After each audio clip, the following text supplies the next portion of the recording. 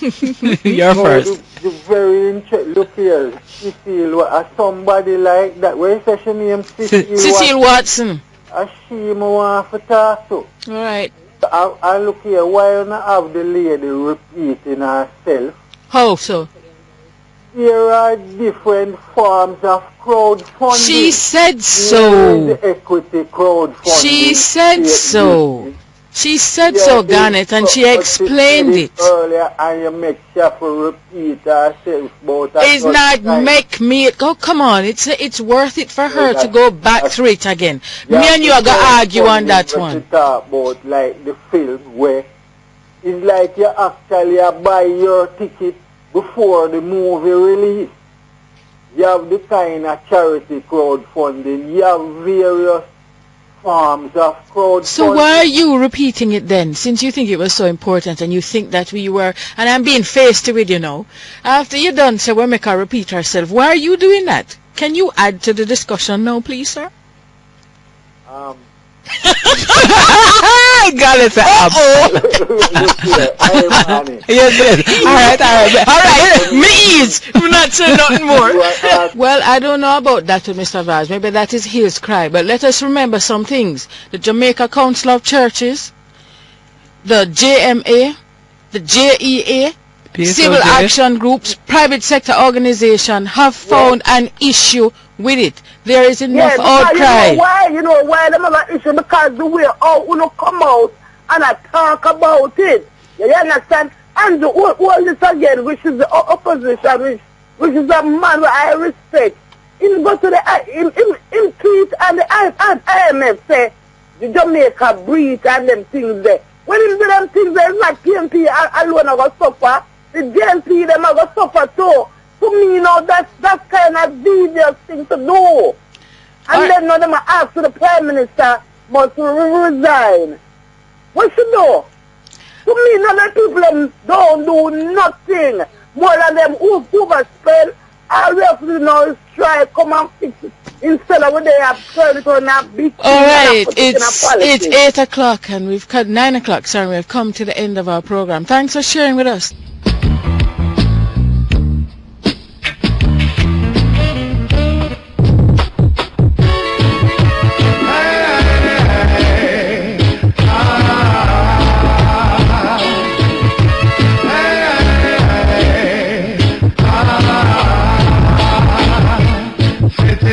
Church on Sunday, thinking who you're gonna screw Monday, who you're gonna thief, who you're gonna rob. Take it as me tell you, say you have who got to. Call yourself a dreadlock Shasta. Terrorize the people on your lane, cause I saw you get wicked when you lick the road. I am being tell a man me now.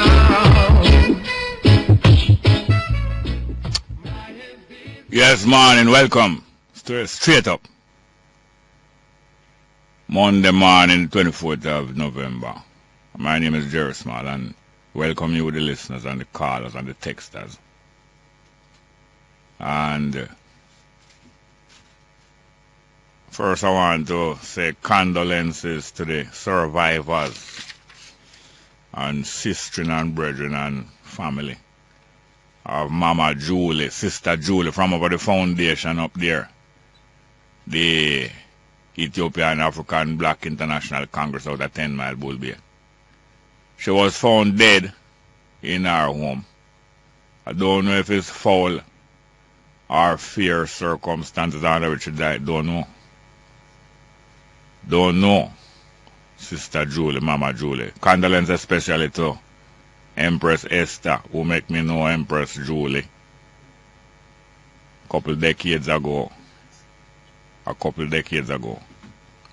Mama Julie. Forget her last name or her family name, Julie. Everybody know her as Mama Julie. Found dead up at the foundation there where her house is. And then now, more time, you know.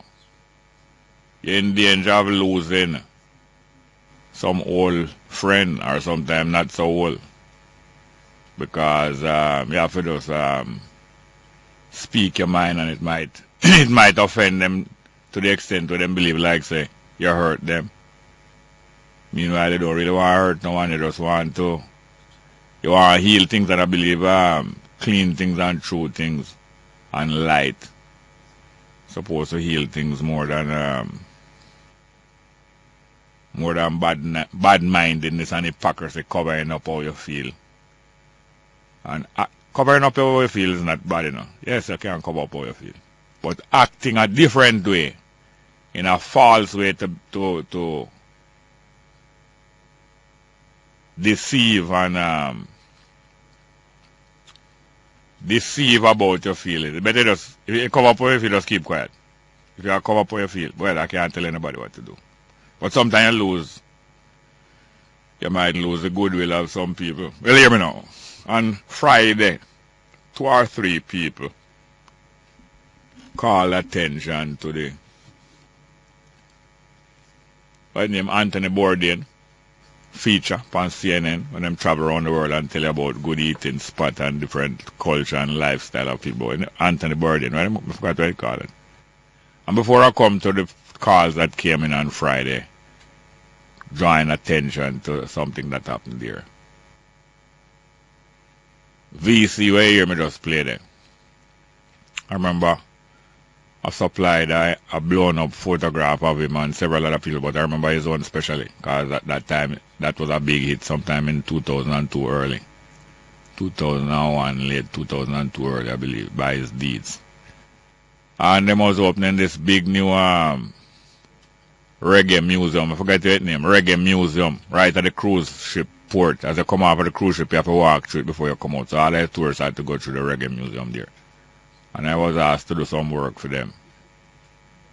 And after I do some work for them asked me to supply some other photograph of some reggae artists who them never have in the museum. I'm going to supply them. And VC photo was one of those that I supplied to them. Big blow up. And after that, them asked me to do another piece of work.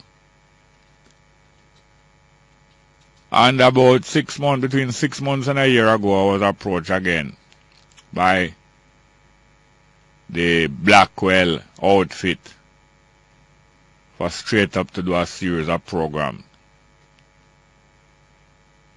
You know, highlighting the good work what I'm doing in our base and around the place there.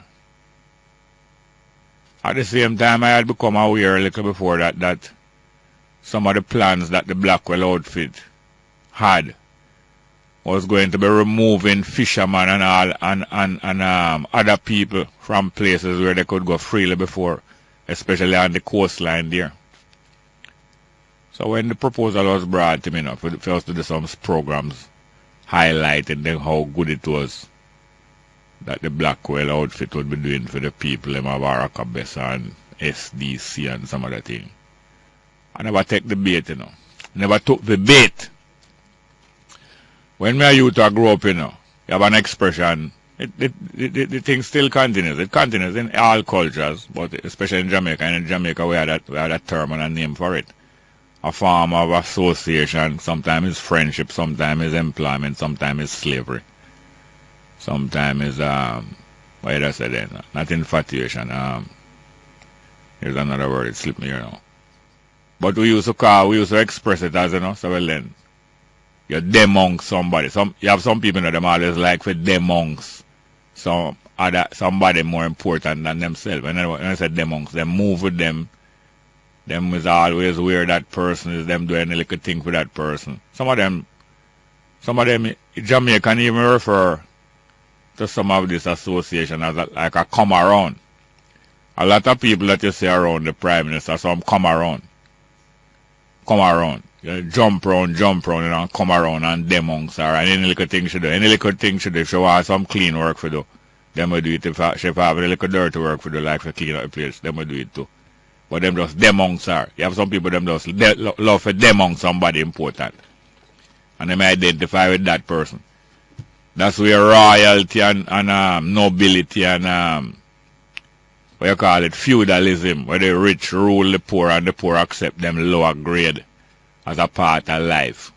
All those things develop over human history, where people subject themselves to somebody more important, somebody richer, somebody somebody have better blood or better education and them feel inferior to them and them just demongst the person, and any little thing, if the person say go kill the person, them go kill them.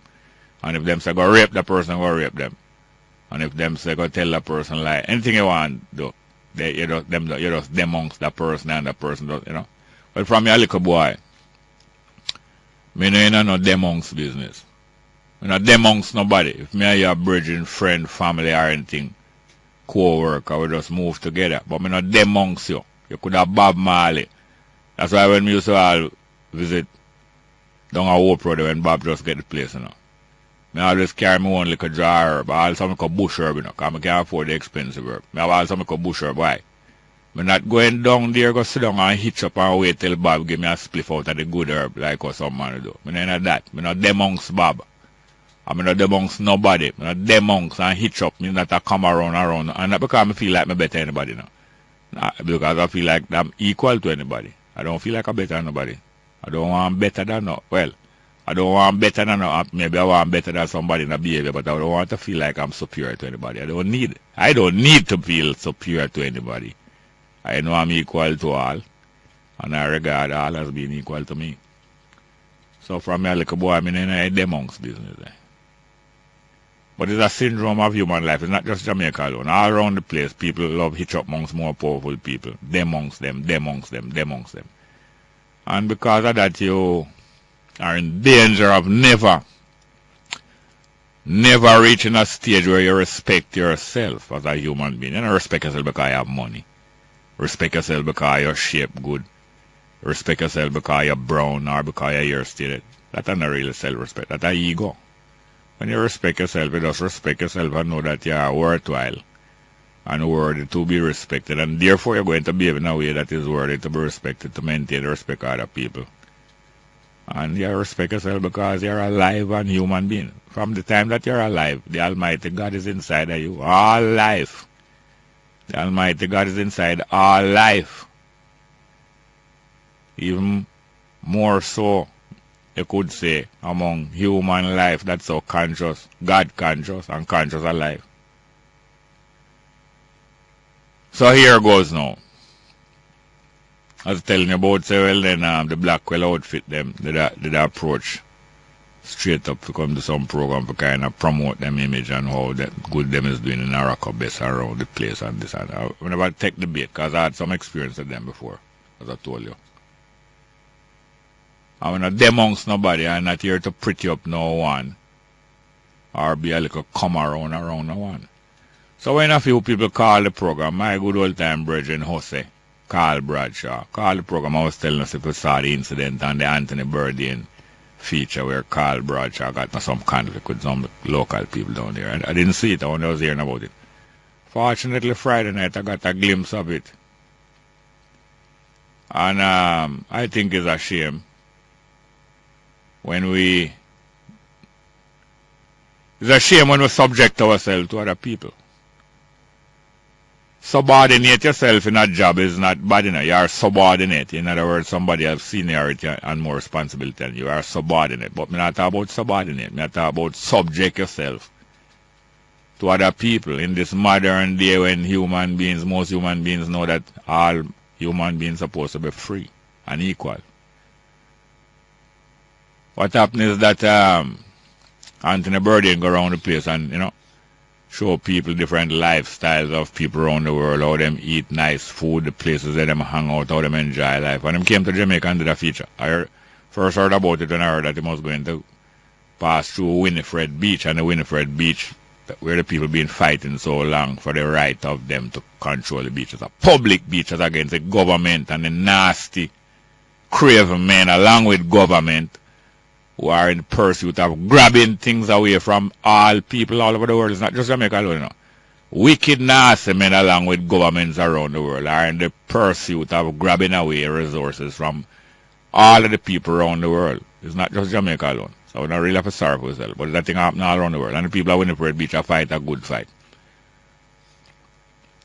But similarly now, some people down Araca Bessa have been concerned all around the island. It's an ongoing thing between rich, nasty people and politicians joining together and grabbing away the rights of the poor masses of people, so them helping them. When I look upon the feature, I see my good brethren also Carl Bradshaw. A fisherman, apparently a fisherman or a resident down in Rockabissa, come up while they must film the thing and start to utter now about, his concern about the rights of the people in the area being taken away and the beach and the fishing facilities. And you see my friend Carl Bradshaw work for the Blackwell outfit. Start to demand so the man must shut him mouth and start to jostle the man and moving the man out of camera range and move him out of the area. And it's so sickening when you see people who you like and appreciate disappointed that way. It's the same way you feel disappointed and you hear me behave some way where not really right. You might feel disappointed sometimes. You call me and tell me saying, why are you disappointed? Don't go on. Well, it's natural. Feel disappointed. And, you're wishfully thinking that why your friend couldn't handle it better and act like a human being with all the other human being. And don't bother say, what name? What name? A Blackwell name again? Forgot what name. Don't bother say him or any other money people above the little people, because you're them amongst them and them can't help you. You're them amongst them and you're them amongst them. You will come like a come around. A come around. You don't understand me? And it's just disappointing. You just subject yourself that way. And the same way the political culture is the same. Just like the gangster culture and the political culture are inseparable. Because it's all about the bullying by a clique of powerful people. The bullying of the community by a clique of powerful people. Seeking other people, powerful people to join up with. To form in a bigger bullying force. That's why yesterday the ambassador of China walked the street of Kingston with the commissioner of police of Jamaica, who demonged the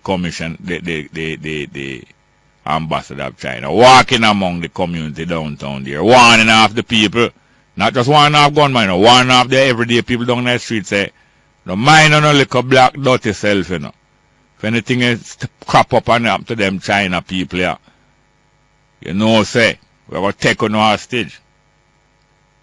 Important people like these, honorable people, like Honorable Butch, are important people where you can demongs and get something from them. Demongs.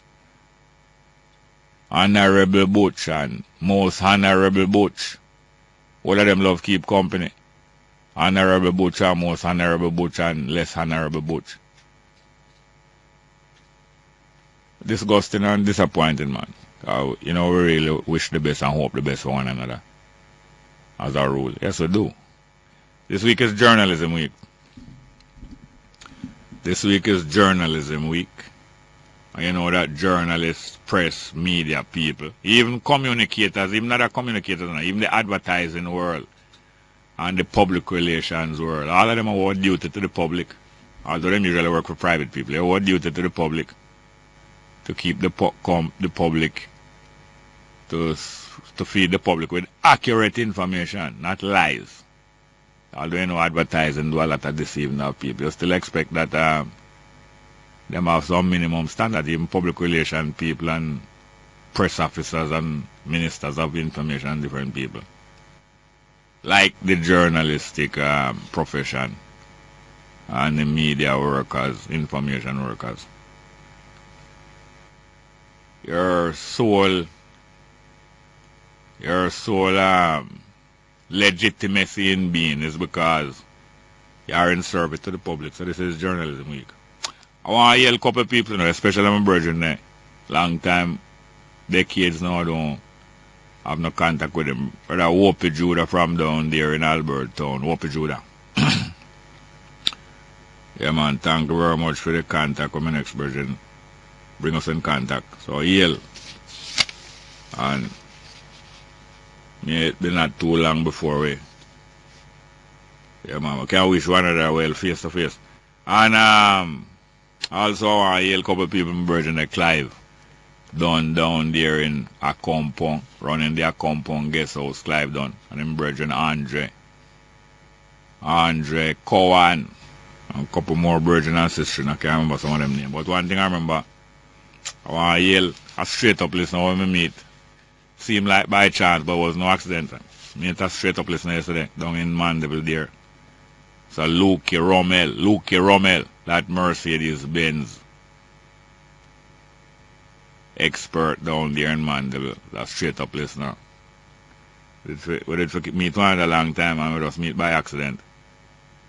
And them fans say it's a straight up listener, that's great. Also Yale Super Drive people here down there in Santa Cruz, Mr. and Mrs. Graham and all of them, Bob Clark and all of them, Super Drive people.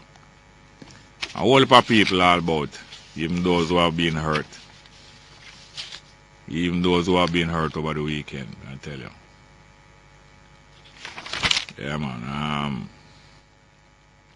Yes, man, so we must see ourselves, respect ourselves, no matter what situation it is, no matter how poor you are. You are worthy of respect and you're worthy to respect yourself. You are not respectable because of the amount of money you have or the position you have or the skin color or who you're related to. This, that, and that. You're just respectable because you are. And we are not used to. We know the brown nosing. Brown nosing. You know, brown nosing is a practice derived from an unfortunate habit of making people good by bow down and sniffing around where the sun don't shine and your nose end up brown. And call it brown nosing. Very unfortunate habit. Let us discontinue this amongst one another and amongst our people. It's not necessary, this brown nosing. Not necessary at all. But it's so good to be back here with you, broadcasting from the studio of New Start 93 FM on the Mona campus of the University of West Indies. Straight up. Yes, welcome back to Straight Up. And here the Gleaner, 180 years old.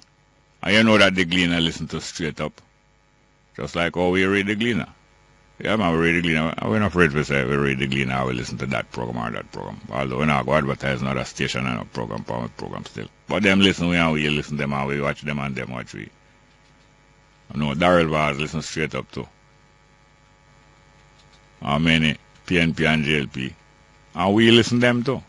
We not boast and we not get swelled at all. More humble every day. That is the intent. Good morning and welcome to Straight Up. Hello? Morning, Jerry. Wagwan. Yeah, I know. Sometimes there are so many things to talk about. Yeah. Yeah, you remember some of them at the time where would I did prefer to remember them. Yes, man. But something this morning now. One time I say you did have a Prime Minister of Holland named Vin Cook. Yeah. Yeah, where you did have some peacekeeping force from the Netherlands there down at the Congo. Yeah. Yeah. Yeah, before him was Prime Minister, you know. And it was discovered that them did a go on with some things, rape women and all them things there down at the Congo, you know. Yeah. So when Vin Cook was in office now, the report came out detailing where the soldier them did a go on with. Yeah. And you know, say him resign? Him resign? Yeah. Because the result came out while him was the Prime Minister, you know. Remember, you know? Yeah. When the soldier... And those soldiers was from Holland? Yeah. Oh, yes. And remember, you know, it wasn't under FEMA administration that they went there, you know. Yeah. The only thing what happened is that the report of those behavior came out while him was Prime Minister. Yes. And him resigned. Yes, yes, yes. Now I come back home now to say, we dream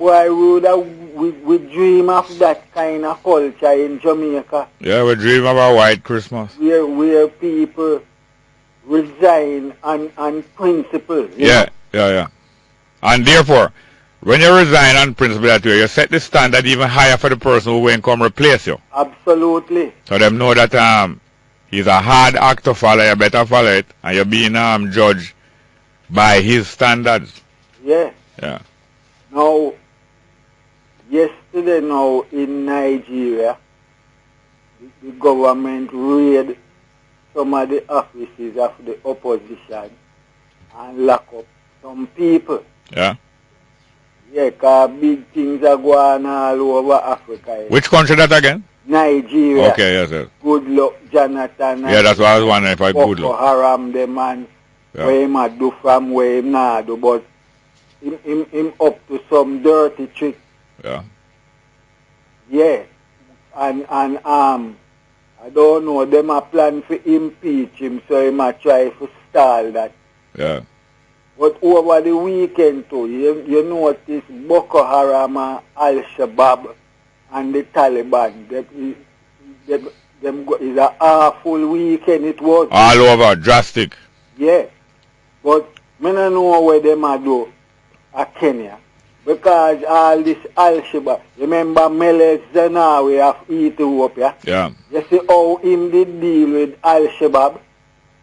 Eh? Remind me again. Pull it them right round the place still. That's why the forces them kill him. You know? Yeah. Poison him. Yeah. Well, I don't know what Kenya do, because Kenya just sit down like a lamb to a slaughter. And I saw some Somali thing around them thing that through Kenya. Yeah.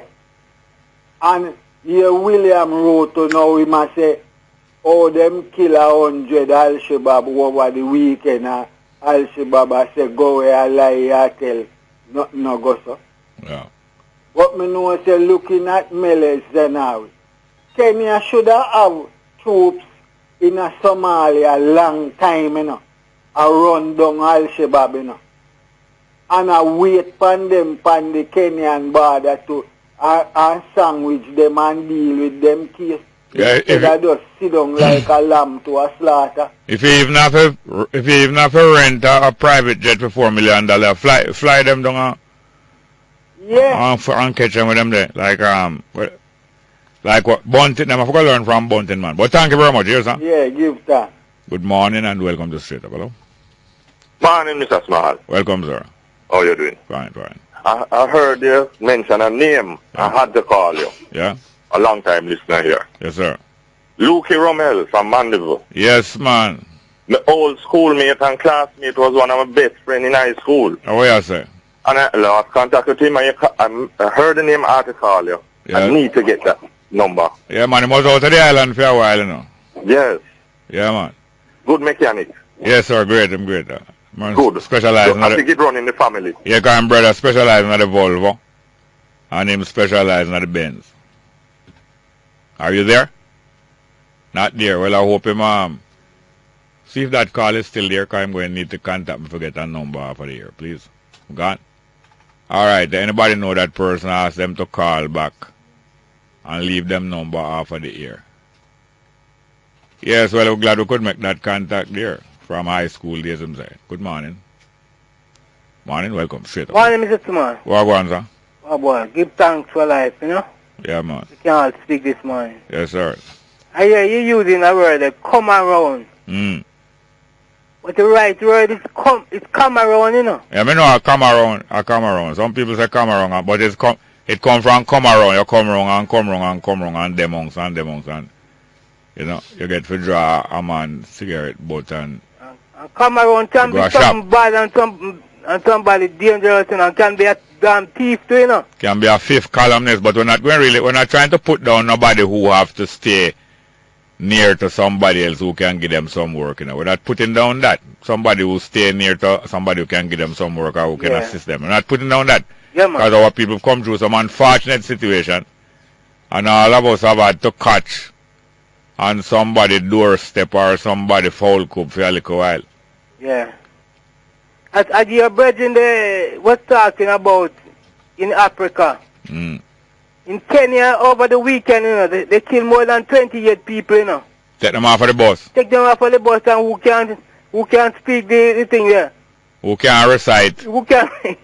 Well, I tell you, boy, some serious thing are going to Africa, you know, man. Yeah, all over the world. In Nigeria. Yeah. Jeez, king. A man to look on a man and kill 28 people, just take them off of the bus and show them no support your... Yeah, that is what happens when you claim that your religion is the right one, and not only that, no other one no good, and not only that, eventually your religion must rule the world. Yeah. And most of the religion in the world have that view, you know. So for them, one must rule the world, and no one else own no right. Because most of the so-called Christian are that them believe, you know. Yeah. So for them, religion must rule the world, and little more anybody, you know, Christian are going to burn up, and gone up in the cloud or gone down in the hell. Yeah. And a whole heap of different religion have them view there. Yeah. You was at the journalist church meeting? Journalist church meeting? No, yeah. I don't call it church service. Yeah, I never have no collection, I'm going to go. Yeah, because I was watching on TV and I see somebody there like, looking like you. Look like me? Yeah. I'm supposed to say if I go down in a crowd of journalists, you're supposed to can't find me. Or me look like them like how PJ look like we. Because me hear one of your favorite female announcer was one day and we had the meeting with Kip. Who that? And Sunday. Which announcer? Running African lady was acting. We had a meeting. He's skipping. Where the church meeting is skipping. Cabo. Yeah. But I didn't hear about it. And when I see it on the TV, I frightened. So she didn't know where the meeting was skipping. That big journalist in Jamaica. Yes, one thing surprised me is that at a big media function, the sound, the recording and the miking was not very good. Could hardly hear what them saying, even though it was a journalist function. Yeah. But I didn't know that they have in a journalist function anywhere Sunday. No, they didn't announce it. No, because you say you depend every program, but them don't regard as a journalist. Them pass and place.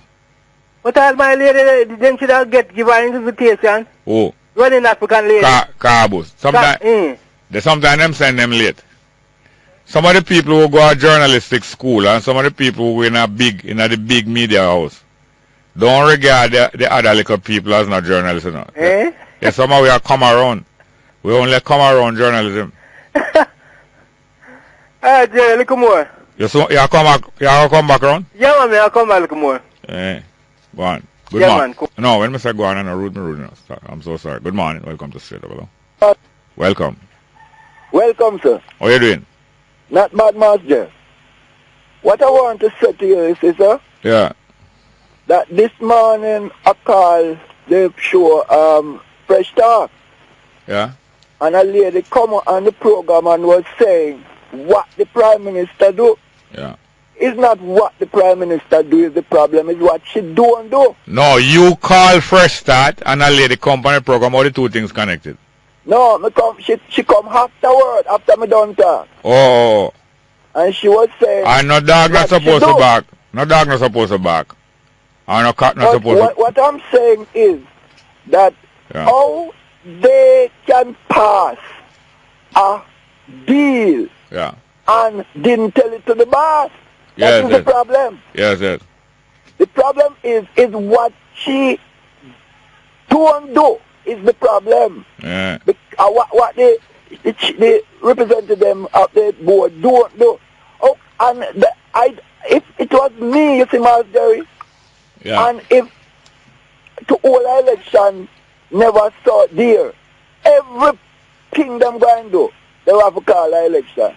Because it's when them done it, poor people know that them have so much power over it. Yeah, so what I'm saying is what they do, and then a man came in the other day and said, him resign from it, and when the host said to him, why you resign? Him said, something's going on there that him don't like. So a long time things are going there. Yeah. And prior take them over until the people that lead, the leader that leads my people astray. Thank you, yes, sir. Well, thank you very much.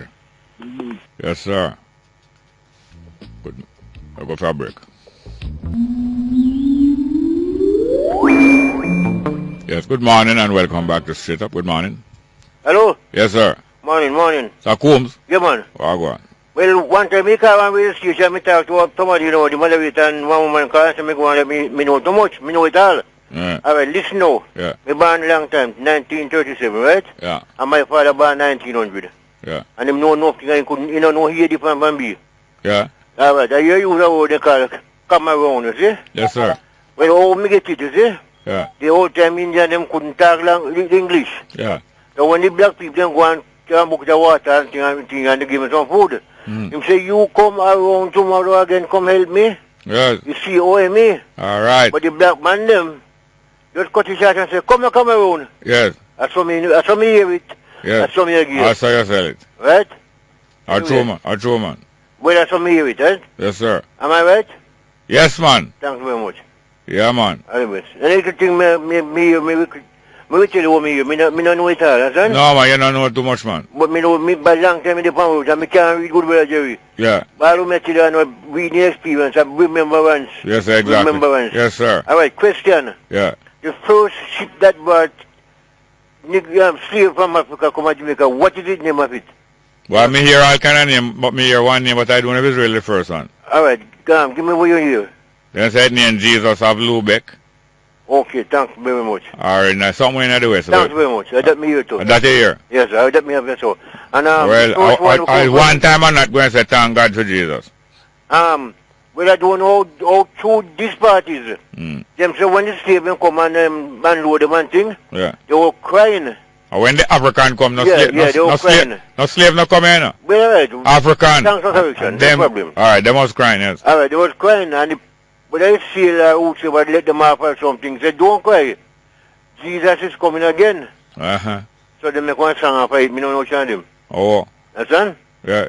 So that me tell you. Well, I saw the Jesus coming. Jesus have loop. Me have right on put it so. Yes. And the first one will come with the Indian.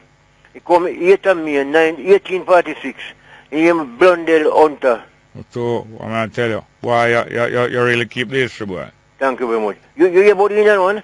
The what? Yes, man. Yeah, man. And you remind me. All right, thank you. I want me tell you. Thank you very much. I think I will have a beer or somewhere. Hold up, baby. He come around me and he's really hold up a beer yeah. But it was never down to the slave, to the king piece. Yes. Right? So that's what me hear it. All right, thank you. Yes, sir. Here's sir. Thank you. I have one love. Yes, sir. Good morning and welcome to Straight Up. Hello. Oh, pleasant morning to you, Mr. Small. Welcome. How are you doing this morning? Fine, thank you. So you are using the name Jesus in a very well called, I know, bad way. You have to have those people who believe in Jesus Christ. No, so the slave trader them, we say them are Christian, all bishop and church and them, they used to send ship go by people African. Well, you see Mr. Small. You didn't know say bishop and church. Hold on, you didn't know say bishop and church and all kind of holy people used to send ship Africa. Yes, Small, but just like old a Rasta man, we do some bad things. We can't use that Rasta man and judge our Rastas. True. And although we know that socialists are fool, no, we can't take you. No, sorry, right. I slip, man. Although we know that socialists are not fool, okay, we can't use you and judge socialists. You laugh. Sorry about that. No, you can't. Sorry, I'm not sorry. I'm glad you laugh, man. I thought about two things here. And the first thing, today they're going to have a press conference with the NHT board, or the remaining members of the NHT board. The rump. You call it the remaining part. You call it the rump. No, we're not calling it that. I'm telling you that is what the remaining part is referred to as the rump. All right, the remaining members. The rump of the board. The remaining members of the board. Yeah. And the Prime Minister is going to get a statement after cabinet also. You know, coincidentally, I really appreciate this because I had thought that the Prime Minister should have dismissed his board from a long time ago. I didn't hear you say so. It was one of the first positive things I did hear you say. No, man, I said that over, man. Yeah. She should have dismissed this board and get a new board and get the things going. Are you willing to serve on the new board? If I am so asked. Especially as a man right down there in Falmouth. If so asked, I would surely do. And you hear where the place down the name though? Orange. No, Orange what? Orange Grove. Yes, Orange. Imagine you couldn't get more correct than that. Orange. Yeah.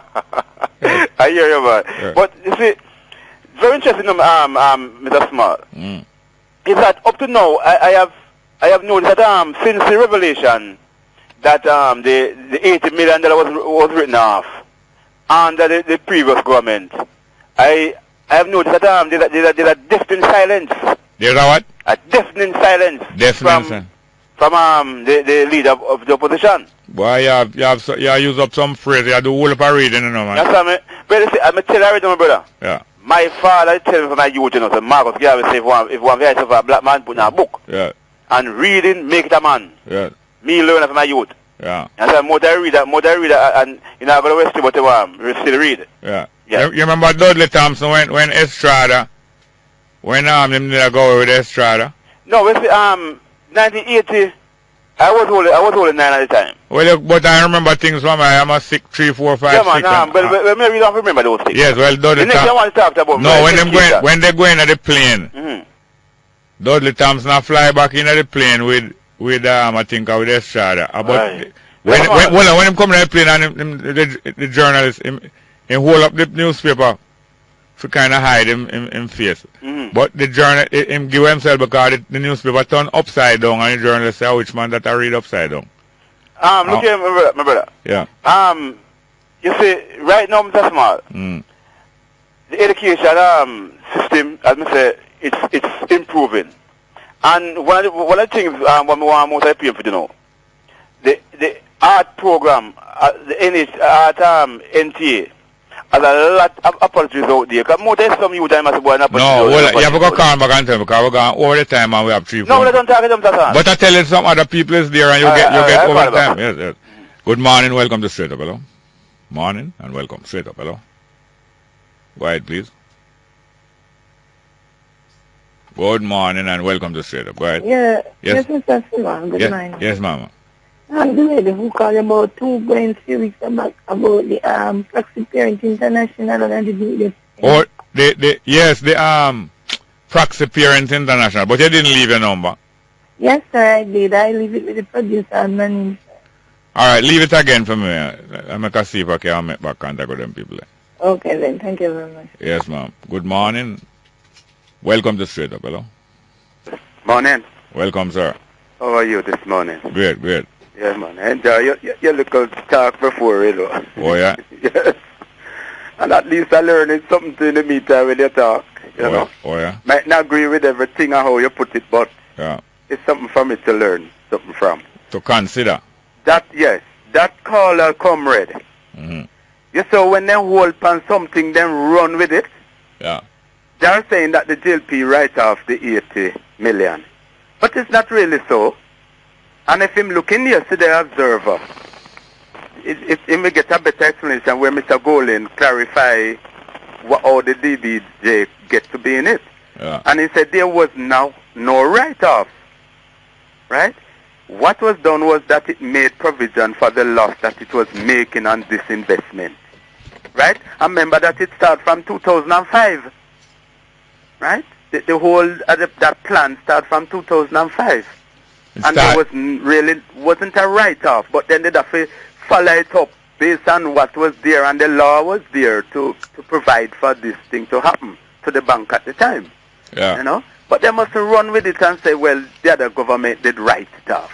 It's not fair. Yeah, but you know that you are like the counterpart of Comrade. Yeah, but no, me always get the right thing, you know. Me not come and hide. Each one to do with the JLP. I don't come and back up anything. But no, man, it's a virus, man. I hear some so-called sensible people running with this thing.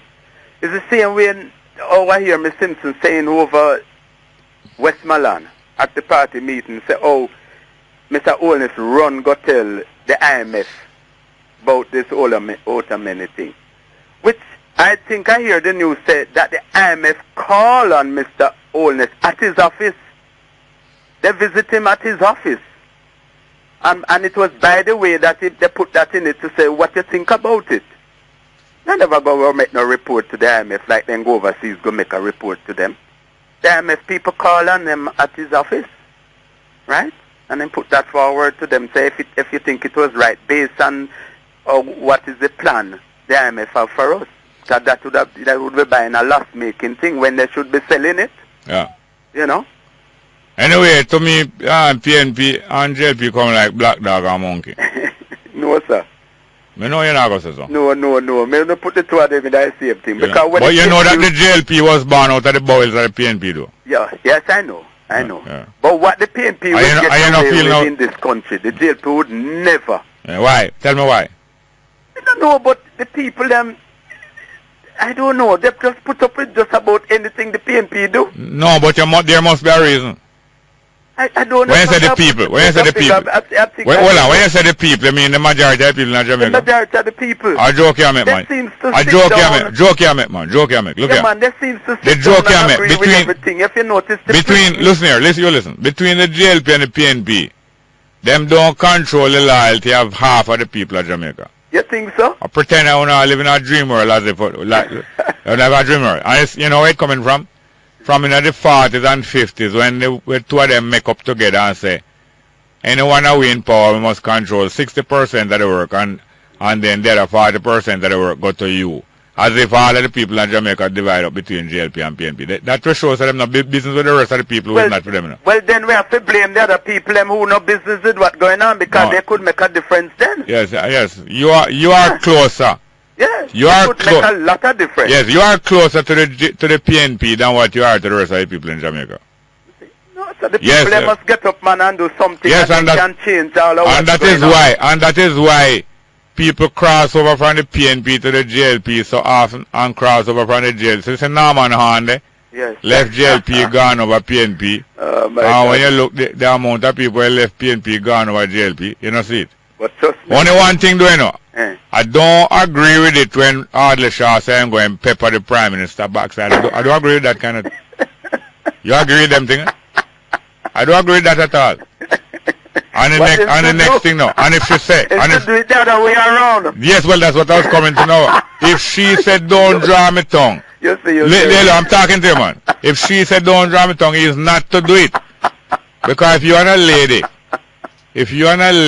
in a close contact and going on nice, and she said don't do that thing, I don't like that thing, you're not supposed to do it. Yes. If you're a lady even making love, you know, and she said don't draw me tongue and you do it, it turned into rape right away, you know. You didn't know that? Well, Jerry, you see you. I'm telling you that if she tell you don't do a certain thing while you're not making love and you start to do it, that is turning into rape. And it's not right. Not right.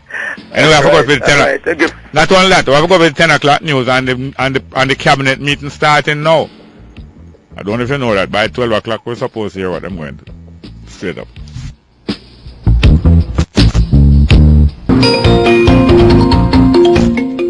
Good morning. With the latest headlines, I'm Kayla Wright.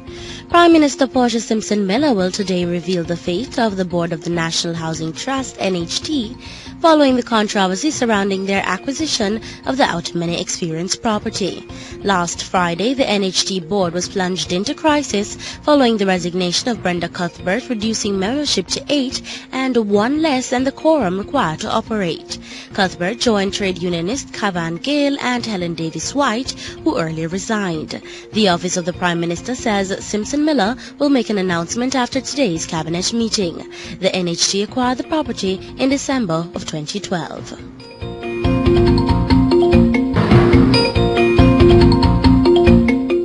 The safety of students and staff at the Edwin Allen High School in Frankfield, Clarendon has now become a major priority for the Clarendon Police as gang violence intensifies in the community. Over the weekend, several stalls near the school were torched in what is alleged to be an act of reprisal following a police operation that resulted in the seizure of 9mm cartridges from one of the stalls.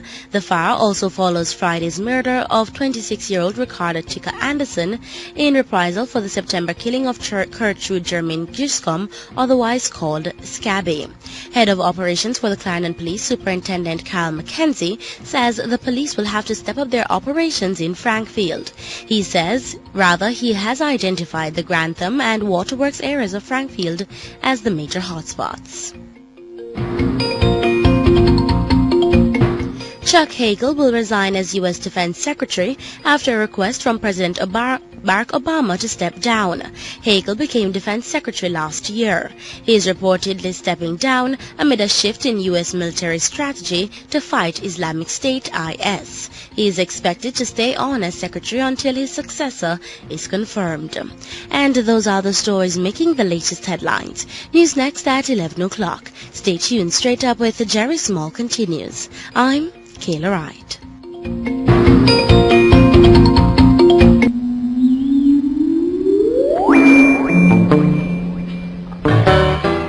Yes, morning and welcome back to Straight Up.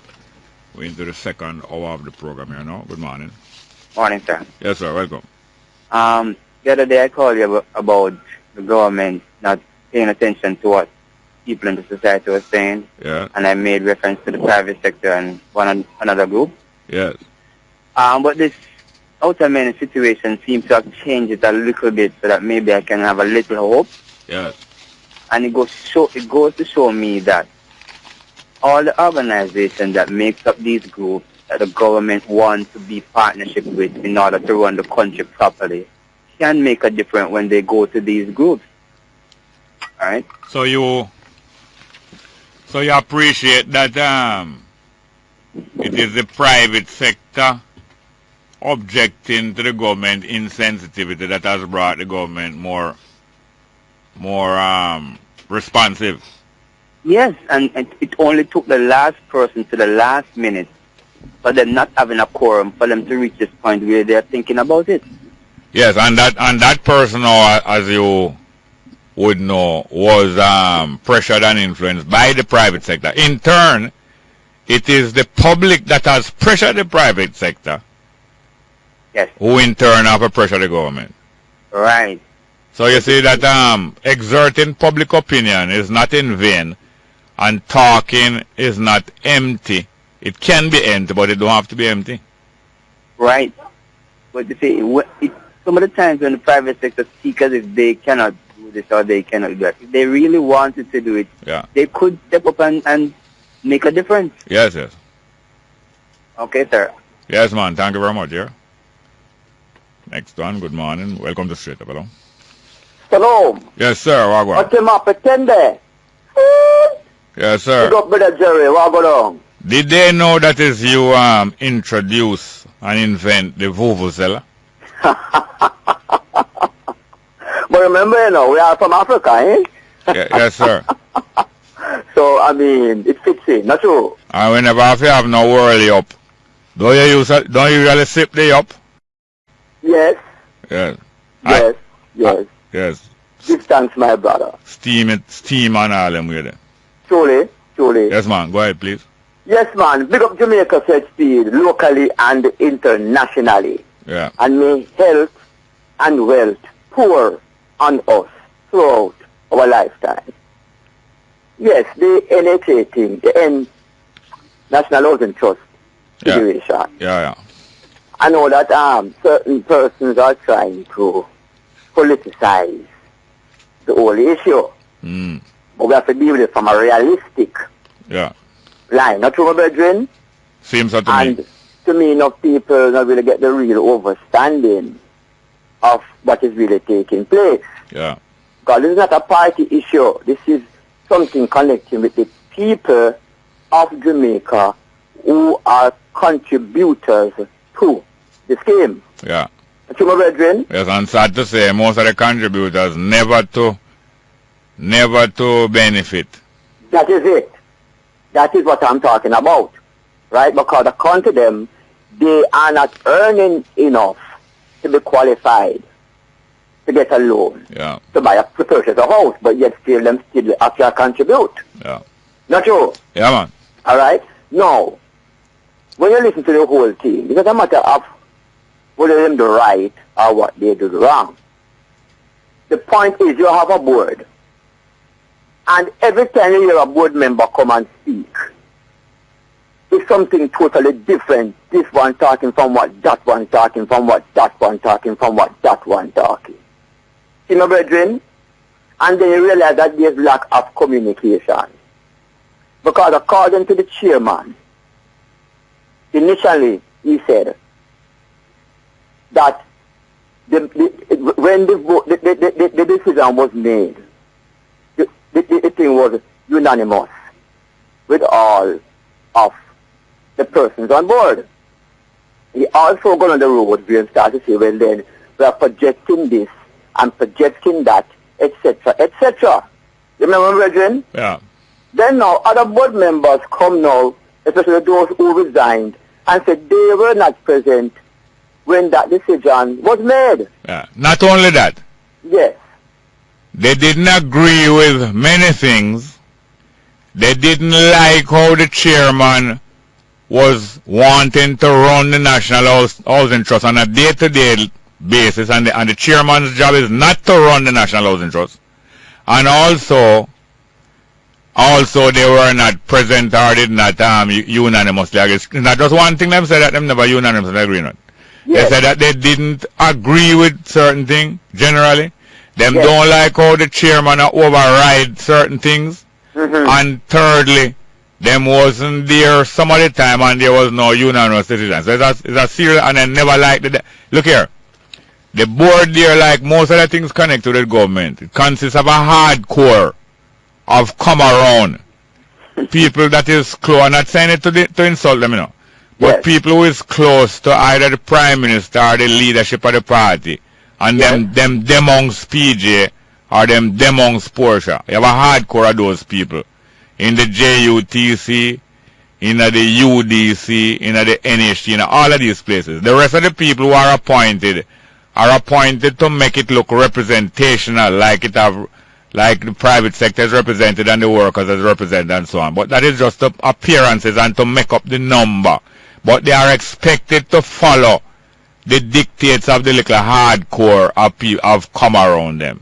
And that's how things run in Jamaica. It's not only Jamaica things run so now. Other places run so nasty. It's not only Jamaica run nasty, you know. But that's true. True, my brethren. You know, see, true, my brethren. And that is why, you know, we the people need to more get involved and try to understand what the situation is. That, you know, we can be the supervisors of what is going down. Yeah, man. And little, by us conversing with one another, and you catching up me with some points that I don't understand, I might be able to do the same. The next caller do the same. And the people out there, when we listen to one another, so it is that we can learn. Just like when you're going to school, whether you're going to primary school, you're going to high school, or you're going to university, you break up into some study groups, and you either study together or you do a project together, and little by little, the group is able to learn collectively. And then when you come back to class and you make a contribution, the other groups them learn from you, you learn from the other group, and what you don't know complete, and no teacher catch up and tie up the whole thing, and at the end of the term or the end of the year, you find that most of the class pass if things is done that way. Thank you very much. Yes, sir? Give thanks, my brother. Yes, sir. Thank you. It can be done. Good morning and welcome to Straight Up. Hello? Bongo, man. Yes, sir. Wagwan. Yeah. I want to make you know, say you live on page 10 in the Observer. Yes, Friday. Yeah, Friday Observer. Yeah. The #1 talk show. Well, I know me say so. I'm humbly thankful for that still. I want to know how you feel. Yes, I'm humbly thankful for that. The more you get credit or the more you move up in success or whatever, is the more you have to watch yourself humbly, you know. Yeah. Yes, and don't get carried away. But 2 years ago, I called you Emperor of talk show, and you banned me off the station. No, I don't ban you off the station, but you know what Emperor mean? Yeah. Emperor means that the whole empire belongs to you. And it's a dangerous thought. You know? The whole thing is your empire. Like how people are say Jamaica PNP country. And almost like PNP people start believe it, and also my liberal believe it too. It's a dangerous thought. So if a man call you king, what that mean? It's a kind of compliment, but you must be careful and don't take it serious. But most people when people call them king, them take it serious. Like anytime you go on the street, I hear a man say, I'm a general. You know, say a tax him, I go tax you. Yeah. He more take you as in private too. And no man can't do that with me. But man, I call a general and boss. Sometimes I say to them, say, I'm not the boss, and if I was the boss, you would be fired. For a boost them, a boost up to take something off of you, know. Yeah. But that don't mean that when you pay me a compliment, I insulting, you know. But I'm more careful if you pay, I humbly accept it, but I don't want too much of the high-minded compliment. You think it is fitting for somebody in office or somebody have some brief authority to arrange for themselves to be called most honorable? Officially, you must call them most honorable. You think that's fitting? So why they would want to be called that? What just to boost up themselves and to go down in history. is vainglory. Imagine a little clique of people come together and say, I'm going to organize that all prime ministers be called most honorable. And if you agree to it and make the vote go through, you will get it to, although you might never reach Jamaica House, you will get it to because he's a past prime minister. And Siaga grew up with PG and them turn themselves now most honorable. Oh, so is a group of people select the national hero? Yes, a group of people select the national hero. Siaga was the first one we organized it. But in turn now, PG now want himself to be called most honorable. And to get the approval, he have to get Siaga approval for supporting the parliament. So him call Siaga and offer him it to and say, you will get it to your wife. And if you're dead, all after you're dead, he have to call your wife so to most honorable. And so them click up and set up the thing. You think it's proper for somebody to be boosting up themselves and to making titles, making titles? If you are honorable, other people must honor you. How can you be honoring yourself? Yeah. Eh? It's ridiculous and preposterous. Yeah, it's ridiculous. Ridiculous. Should have the Queen come and say, oh, you are most honorable? Yes, and I wouldn't be accepting no most honorable from the Queen, but I don't blame him if he more accept it from somebody else who him regard as higher himself. Yeah. Him regard the Queen as higher himself. Yeah, take it from her. But them they're putting it on themselves, and it's ridiculous. Ridiculous. It's look away. Yeah. Yeah, man. Yes, man. So I tell you, say, my grand to see it in the paper. I appreciate it, man. Honorable Bush, honor your man. I know, man. I think the radio station put the advertisement in the paper. They have to pay Honorable Bush. I think Honorable Bush I take a little boost up. You have to pay him, and I think that make him rich, sir. Yeah. You have to pay him, man. You have to pay for that. Okay. Well, thank you very much, sir. Yeah, man, cool. Good morning, welcome to Straight Up, hello. Morning, welcome. Straight Up, hello. Hello. Welcome, sir. Morning. You have any more pieces of the puzzle? Any more what? Pieces of the puzzle. The puzzle? Yes. No, when they keep shifting around, so you have to keep your eyes on them and, Yes. Get them in, color them, and all kind of things. Yeah. Not just the shape. Yes. Yeah. We give thanks to your program. Well, thank you very much. And the courage that you have in speaking to the many issues that you do. I hope you will be strengthened to continue, and that wisdom will arise in what you share, and that we can all benefit from it. Well, here, let us drink to that. Yeah. What? Tell me have it, man. Where is the venue? No, man, I write to someone, go a pipe, man. No, man. I'll come down and you start, man. When is your Listeners Appreciation Day? Go to the pipe and turn it up. When is your Listeners Appreciation Day? What you call us? Your fan club or whatever. No. The family. When is the family day? No, we're not calling nobody no fans like nobody. Yeah, family day then. When is the family day? Family day. Let me put you on the spot. Well, next week Monday is the beginning of the 5th year of Straight Up. Jah willing, if Jah will. Okay. So you have a lick shot. You can stay in your respective corner. And sip. Yes, man. Come on, that calls for a sip, man. 5? Yeah. That's an achievement. Yeah. I hope you can carry on for 25 more. Well, you better we coach some young youth. Better what? You better we coach some young youth more than we are planning for go to the Brazil Olympics. No, that's very important. You need to do some succession planning. Yeah. But if you continue as you are, you'll inspire some to come and follow. Yeah, man. That's what we need. We need the youngsters to come and stand on the shoulder of what we have achieved so far in terms of media. I understand it's 36 media outlets or stations. I thought it was about 20-something, but I hear some 30-something the other day. Yeah. But I believe some of them are not operating. Some just have the license and not operate, I believe. Well, if the license are granted, not still the opportunity is there, and that's the key thing, opportunity. Yeah, the latest... Opportunity. Yeah, the latest community station I hear get a license, community is a compound in St. Louis. I was there over the weekend too. Well, yes, that's interesting. We'll see what happens come January 6th. Yes, I hope. What difference they can put to it, or what difference it makes. Yeah. Yeah, but so it's time for an I station. We have already Irie, So we want one that focus on Rastafari, because it's our year, we're in the season, you know. Talked to you earlier on the year, we seem to be making it pass by. Only a confluence of things like Pinnacle and Marcus Garvey and whatever. Yes, but you say we mostly like to reenact things. No.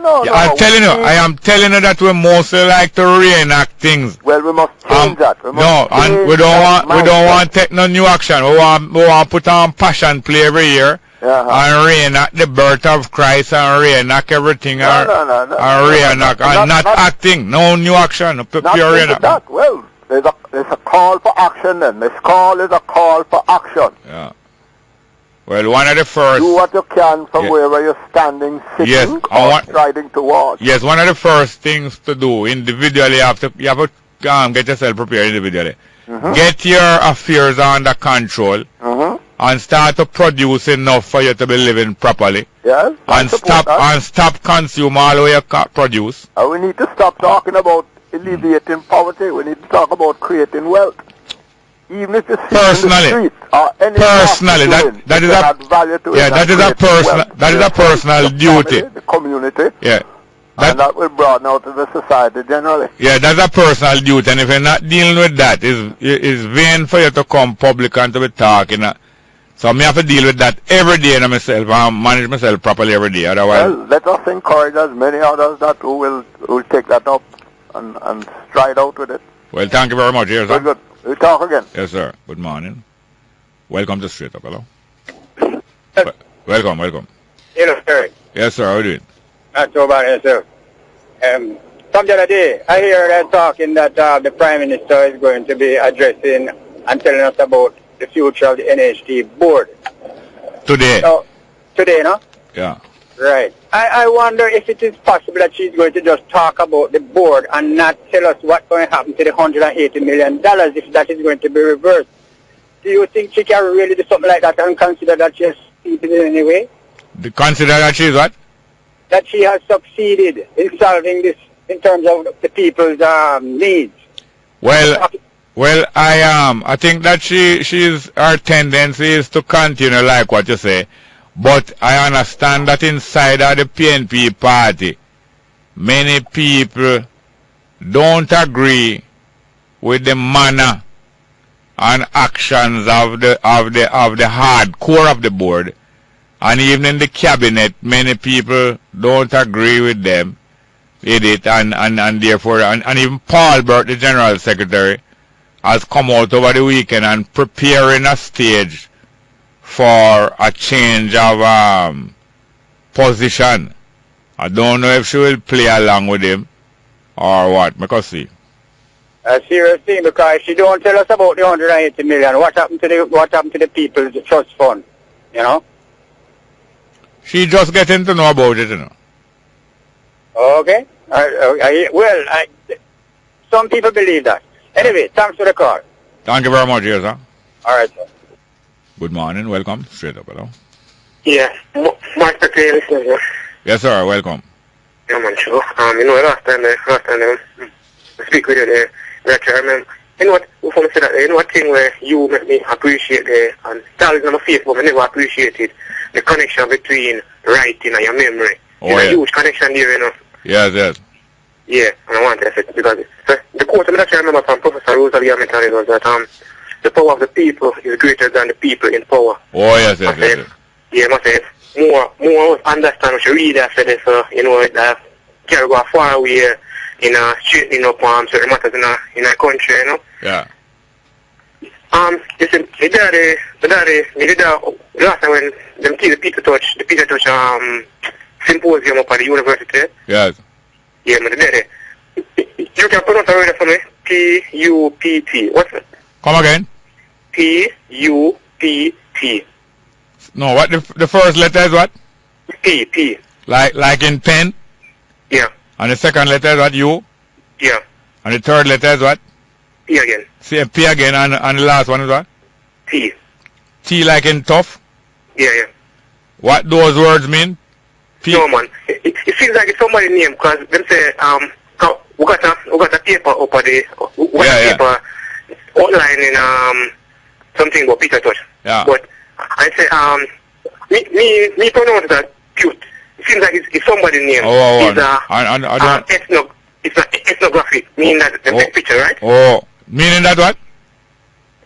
Is that ethnographic, and that means ethnographer sound to me is like somebody who study race, ethnic characteristic. You understand? Yeah. No, grapher. To biography. Yeah, graphy. The right for people. Yeah, graphy means either writing or studying or measuring. Yeah. So you can be a writer or a studier or a measurer, you know. But yeah. But you know the part where concern me. Them say married for the people, right? Yeah. Them say Peter Touch was a lone warrior against corruption and racial bigotry in his island home. Yes. No, somebody really right that Peter Touch couldn't be. Then that means corruption now overwhelmed with them, don't it?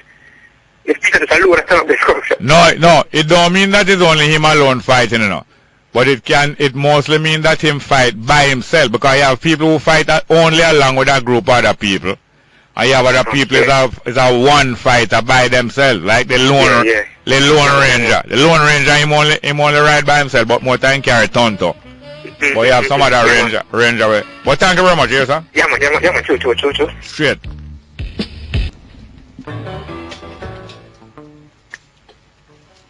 Welcome back to Straight Up. I'm your host, Jerry Small. Good morning. Morning, welcome. Yes, good morning. Welcome to Straight Up, hello? So, yes, Mr. Small. Welcome. As I was saying to you, Mr. Small. Yeah. Recently, the Minister of Land and Environment gave out some titles, about 100 titles to some... Who again? Who that is again? The Honorable Robert Pickersgill. Oh, Yap. I couldn't guess what you want to say. No, him He gave out some lands, some titles. Mm. You know, so I have always been emphasizing this, and that this is one of the things what you have always talked on your program about land for the landless. And, you know, it is encouraging to see that since this year alone, 780 people has been given land titles. I hope that that next year it can be more accelerated, because my brother, there are a lot of idle lands in the country. Some of those land that has been mined out, those land can make a difference in certain communities by making micro dams. Yeah. But anyway, you know, we have to keep our program interesting. Now we can't allow So getting back, what you're trying to do? What you try to drown me out? Speak, sir. Speak. No, yes. So we cannot get the program boring with public relations officer from the parties coming here and so. Call back again later. Thank you very much. Now we have here Dr. I tell you, Dr. Tafari, Ama, and Imani. Tafari Ama. That's right. I said, me have the book here. You might doubt me have it here now.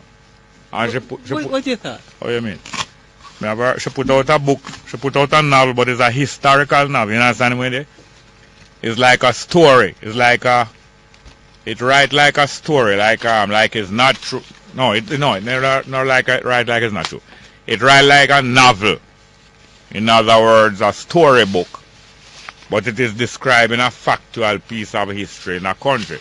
And some of the most interesting writings and some of the ways that we learn the most about history. Even many of the books in the Bible are really historical novels also. So she put out her book, I'm not going to find them out. Let me do this. Anyway, okay, everything in my bag. She wrote a novel, very timely. She wrote a novel about the experience of the Tivoli Gardens community during the incursion. Is this so, ma'am? Yeah, that's you know conventionally, Jerry, a historical novel is really one that is written about 30 to 50 years after the events take place. But you have some writers like Jane Austen, I think would be described in this category, who write about things as they are happening. Yeah. So it is historical in that sense, that you're commenting on historical events, even if conventionally you're not sticking to that definition. Yeah. So it is taking the facts and extrapolating from them and imposing your imaginative. Yeah. I know so we have broke that down in a everyday language. Right. So in everyday that means extrapolate means that you take out something from out of the bigger thing, and then you hold it up, and it appear more clear and identifiable and understandable. There you go. So that's what you do. You extrapolate it. Yes. But you are used to this kind of thing because you yourself have lived in the inner city, south side, and then place deliberately to connect with the people, especially the females there, and to tell their story, to give them voice.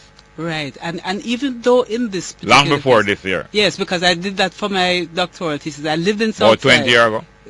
Really and truly, can you imagine? Almost from 1997. But even so, before that, I've been involved with quite a number of projects that look at inner city issues. So the atmosphere that I would have constructed for this particular novel would be, to some extent, based on experience, and so you can you use that kind of osmosis treatment, making it flow from one membrane to the next through the filter of your own imagination. So all of us in Jamaica experienced the Tivoli Gardens incursion, because it's not like it was something secret. It was something that we all experienced. It was telecast, it was on the radio, it was very much in the atmosphere in 2010. And 1 year after the event, what struck me was that there was a kind of silence, a silence that was untypical of the ways in which artists comment on social events. Because you remember you had songs like Green Bay, Killing a Murder, after the Green Bay incident, and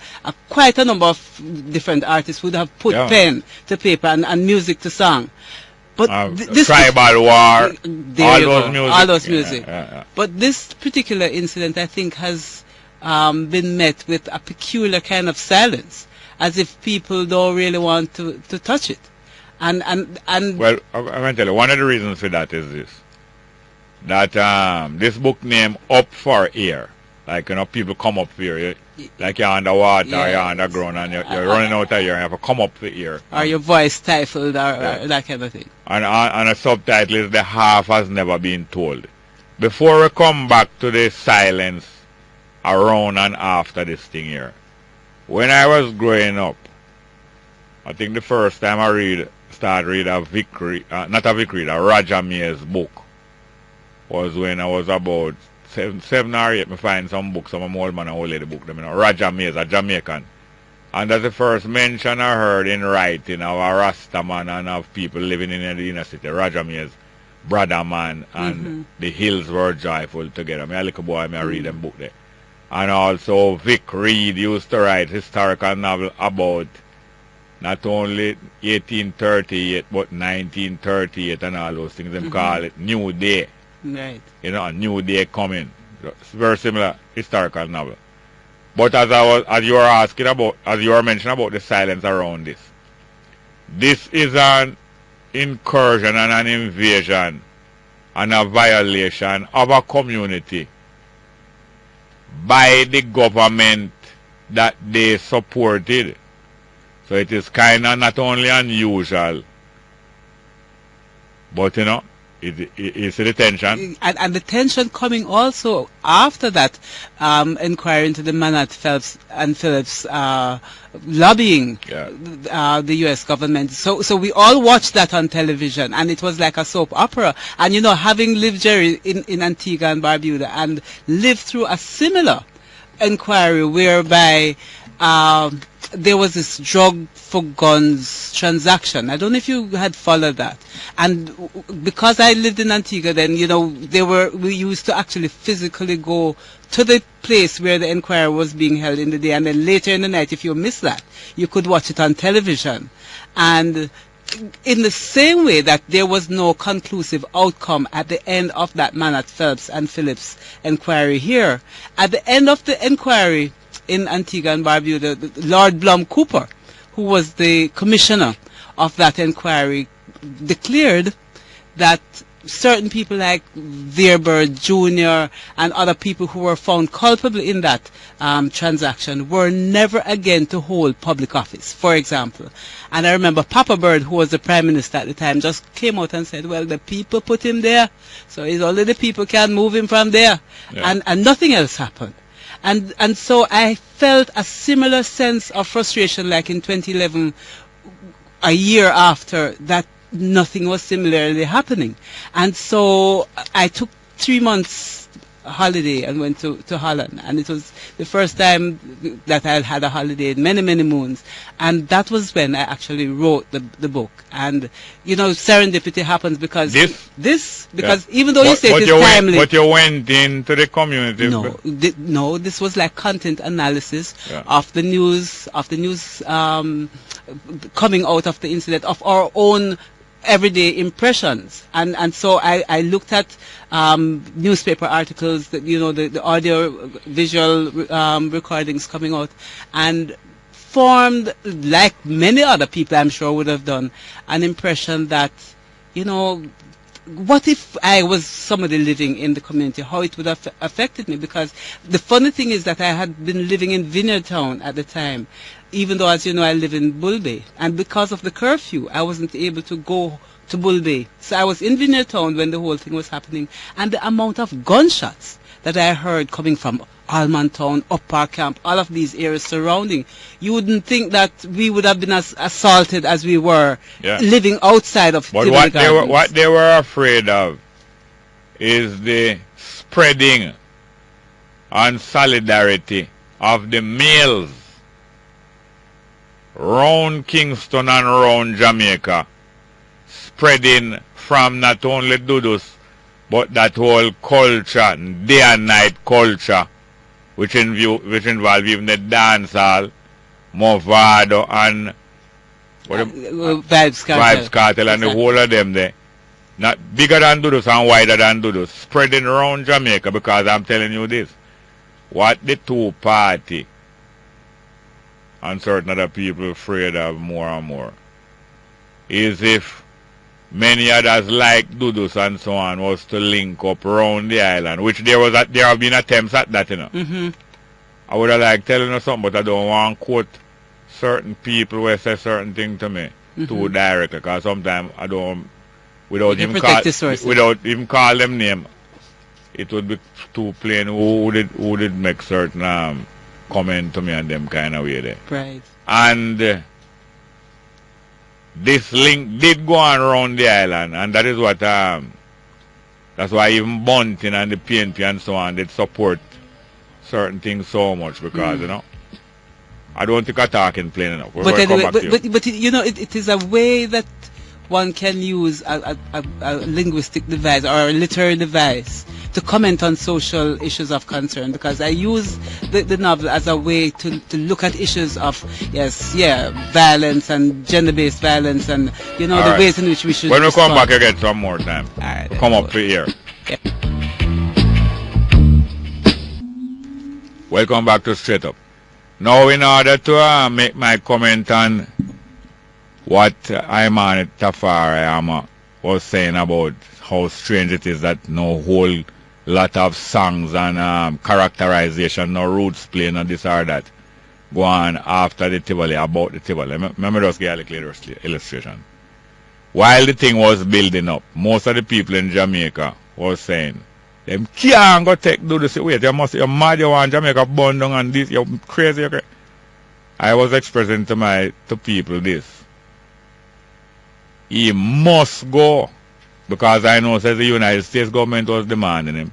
And I know that he must go, and if him not go individually, the whole government was going to go down. You did see some stirrings with people losing their visas and that kind of thing. Yes, man, and the signals were. But by that time, most of the people in Jamaica now start to realize them. But from long before that, I know that he must go. Furthermore, I don't want to go into the politics side too much. All right. Now, at that time when people were saying, him can't do nothing, him can't go for him, Bunny Wailer made a piece of music, say, can't touch the Don, can't touch the Don, And Bunny Wailer made that piece of music as the Dan Dada. And after him put out the music in support of those. A nice piece of music, you know. Nice rhythm too. You can't find it there, Kevin. Can't Touch It Down by Bunny Wailers. Anyway. Wicked piece of music, you know. But it's a little after, when them go in there and them open up fire and them start killing up the whole of people and it reach almost 100 and them a kill off all gangsters around the island. Right. A dead off. All the gangsters that start right and have right. You remember the gangster where them find with the writings? Exactly. Man? You see how deep the thing was? Yes, that because people he was giving his whole... And you see how articulate so many of the youth them out there is? Exactly. Well, when Bunny Wailer find out say kiss me neck, not only him must go and him go, but him Bunny Wailer is going to be in a kind of trouble with the US and certain things. He came out and withdrew the music and apologized and say him never meet Dudu set and him never know this and him never know that and him really never know so and him sorry. You never know that. I didn't know about the second section. So if Bunny Wailer go through that as a man was steep in the culture and Bunny was saying, well, me are the original Dan Dada and them the youth they come up now. Because from a long time, you know, the Wailers, you know, was a militant set of youth. All the youth, most of youth in Jamaica. Original rude boys. Most of youth in Jamaica, we back them and respect them because them come like some guerrilla fighter, me I tell you, ahead of them time. So you can imagine how Bunny Wailers did feel. Because rude boys scare. And all them music, you know, can't touch the road and them way there. Are the 40 years before this. There you go. So you can imagine the resonance of all commentary and so on. Even people like Movado and Vice Cartel and them. After that, Bunny Wailer's story can I illustrate something? Exactly, because if Bunny Wailer is the top of the top, I mean, he's the living Wailer, the last living Wailer, you know. Let's hear what he had to say. But I want this story. Every time that a little youth come up in the ghetto, they are making a difference towards poor people life. Them come to our yard, like say, them want to see poor people life come to nothing. But here it is. Don't touch the president, he not the resident.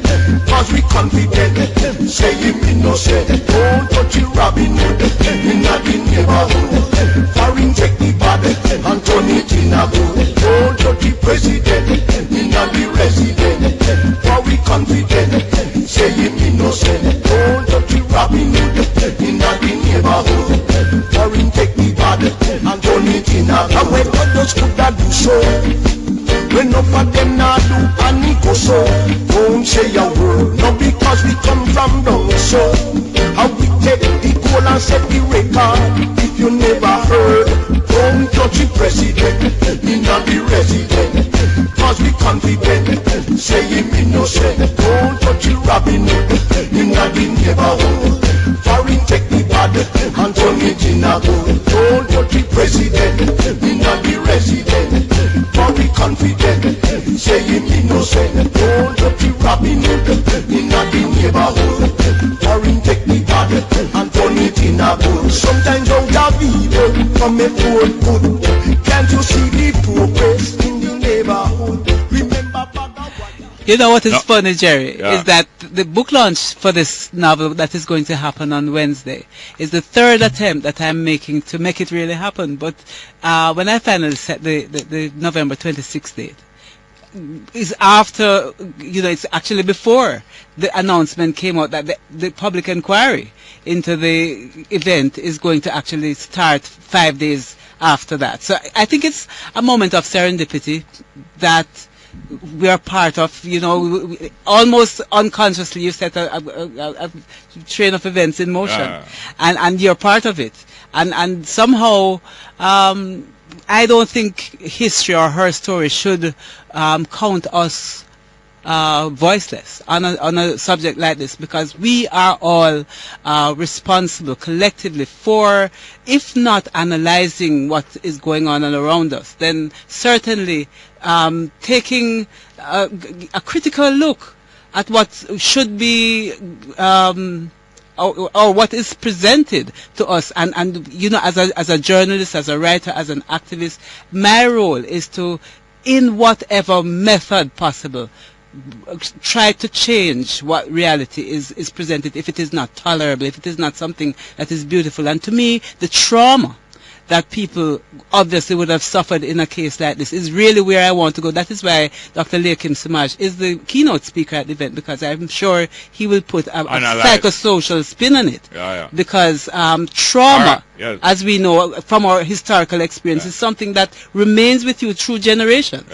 And before people forget, you're launching it Wednesday evening. 6 o'clock. Where? At the Undercraft, here at the University of the main building at the university. Right. Straight up from the main gate. That's right. 6 o'clock in the evening. Till 8:30. Now, as I tell you, it's a very nice piece of music. Even though it was so-called politically incorrect. But if I was there, I would have still used it as part of my soundtrack. Yes. Because this book can't just remain in print.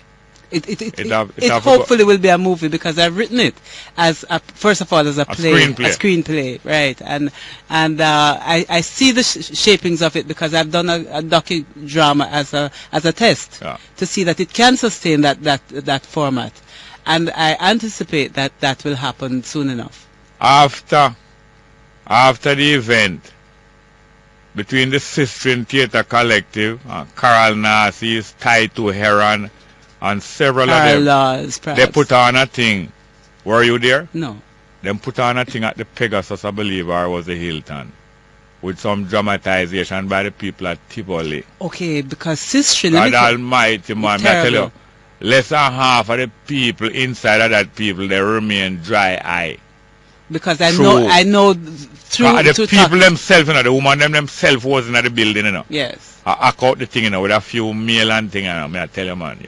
But you know, Sistine... People break down on a sub-uncontrollable terror, include, I tell you, man. You should have seen the drawings that the children did in the aftermath, because I know Sistine went in to do psychosocial rehabilitation work. Yeah.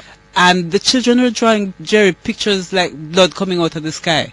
That was their impression of what had happened to them and their community. And I think at our peril, we ignored that distress signal, that fact that people lost loved ones, people who are still unaccounted for, that people were being buried without the KCAC's permission. In Maypen Cemetery. So you still have the images in the newspaper if you do the research of the little wooden coffins. You know, people. Yeah. No matter what kind of judgment we would want to pass on their character or their intentions or whatever their motives. So this book here now, this book told out of the mouth of the woman, the children, the man, them, the bishop or the little revivalist pastor. And how much it sell for?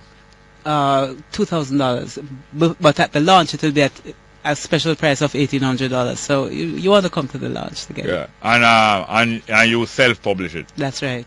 That's great. It can be done. It can be done, and it must be done. Yes, and we have to big up. And later on, maybe a big publisher might pick it up. But certainly, our work publishers with Pansy Ben did the editing and the printing, so we'll have to give her the props for that. And we want to thank all who made it work. Yeah. And thank you. No, man, you're welcome, man. But before I go, though, you read it without giving the story away. What was your impression? Let me ask you. Did it read? Well, it's something that you just want to read in a one read. You understand? Yes. And it bring back the time so much.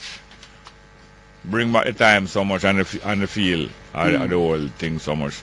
I don't know if it's the visuals where it say or what, but we were all part of this experience. Yeah. It's a collective issue, and I'm definitely anticipating what will emerge in the inquiry, because having read the public defender's report after I actually wrote this novel and seeing the similarity of scenarios in people's real lives, then I'm wanting closure for a lot of persons. I want that closure that people have been calling for, that justice, that restorative justice dimension to be addressed, because unless the accuser face the accused and come to some kind of resolution, this is going to hang like a canker, a sore in our psyche for the rest of our history, our story.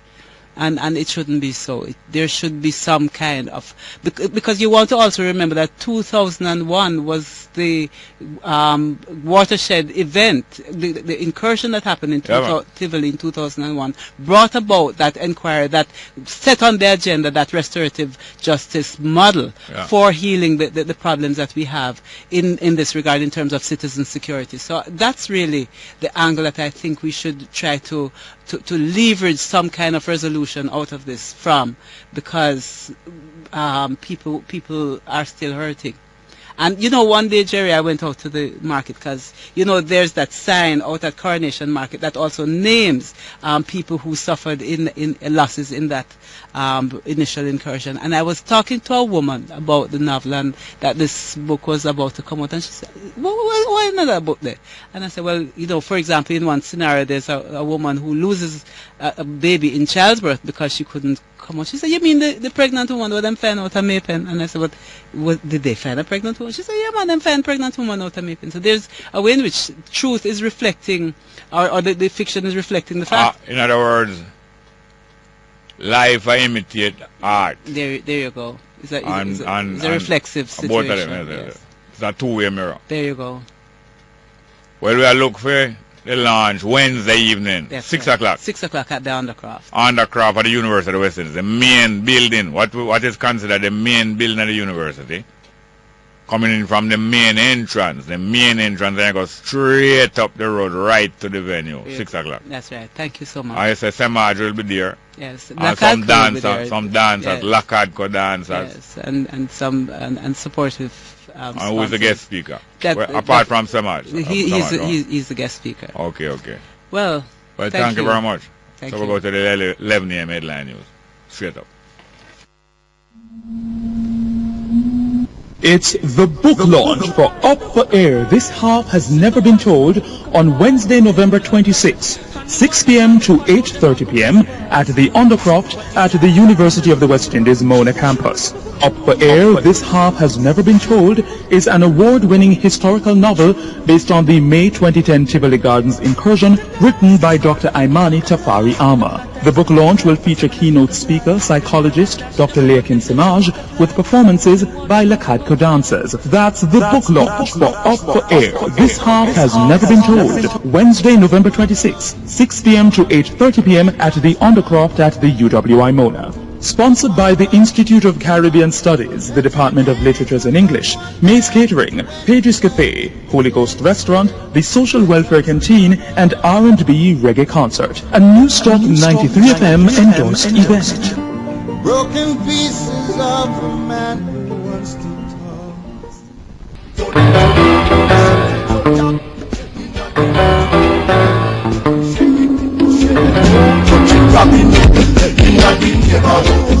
Foreign take the bad and turn it in a good. Don't touch the president, me not the resident. For we confident, say him innocent. Don't touch the Robin Hood, me not the neighborhood. Foreign take the bad and turn it in a good. Sometimes out of evil come a good. Can't you see the progress in the neighborhood? Remember Bagawaya, the farmer. Postman Marcus Garvey for a plate of food. Don't touch the president, me not the resident. Cause we confident, say him innocent. Don't touch the Robin Hood, me not the neighborhood. Foreign take the bad and turn it in a good. Don't touch the president, me not the resident. For we confident, say him innocent. Don't touch the Robin Hood, me not the neighborhood. Foreign take the bad and turn it in a movie must don't passa and the fully loaded containers with the carrots and tomatoes. Semi-sorry for the vendors and bend down plazas. For if them touch him, poor people are over. Don't touch the president, me not the resident. Cause we confident, say him innocent. Don't touch the Robin Hood, me not the neighborhood. Foreign take the bad and turn it in a good. Don't touch the president, me not the resident. Yes, welcome back to Straight Up. I'm your host, Jerry Small, and we're into the third hour of our program, and we have some text messages here, and then we're going to take your phone calls. First one. You agree that Phillips is an example of a minister who takes the time to learn his portfolio better than the others? Yes. Seems so to me, yes. Peter Phillips. Next one. I can't believe Garnett was suggesting smartly that Shaw should resign. What about the Prime Minister? Coming from Janice Howell. Said in listening to him that slipped me that he might be suggesting Shaw resign. I never really, probably wasn't paying attention. Next one. Mr. Small, morning. Let's see if Easton Douglas is going to wiggle himself out of this little back way with so many turns. Easton Douglas has no shame. Next one, Jerry, the murder rate are raised day by day. When is going to stop Bongo? We can't live like this. One of the most disappointing things is the amount of number. I was in Mandeville yesterday afternoon for a couple of hours. And there's 3 murders take place in Mandeville yesterday alone. Mandeville. And St. Elizabeth and all about. So it go.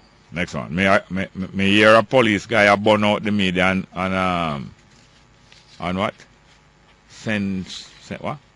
Sensationalism, yes.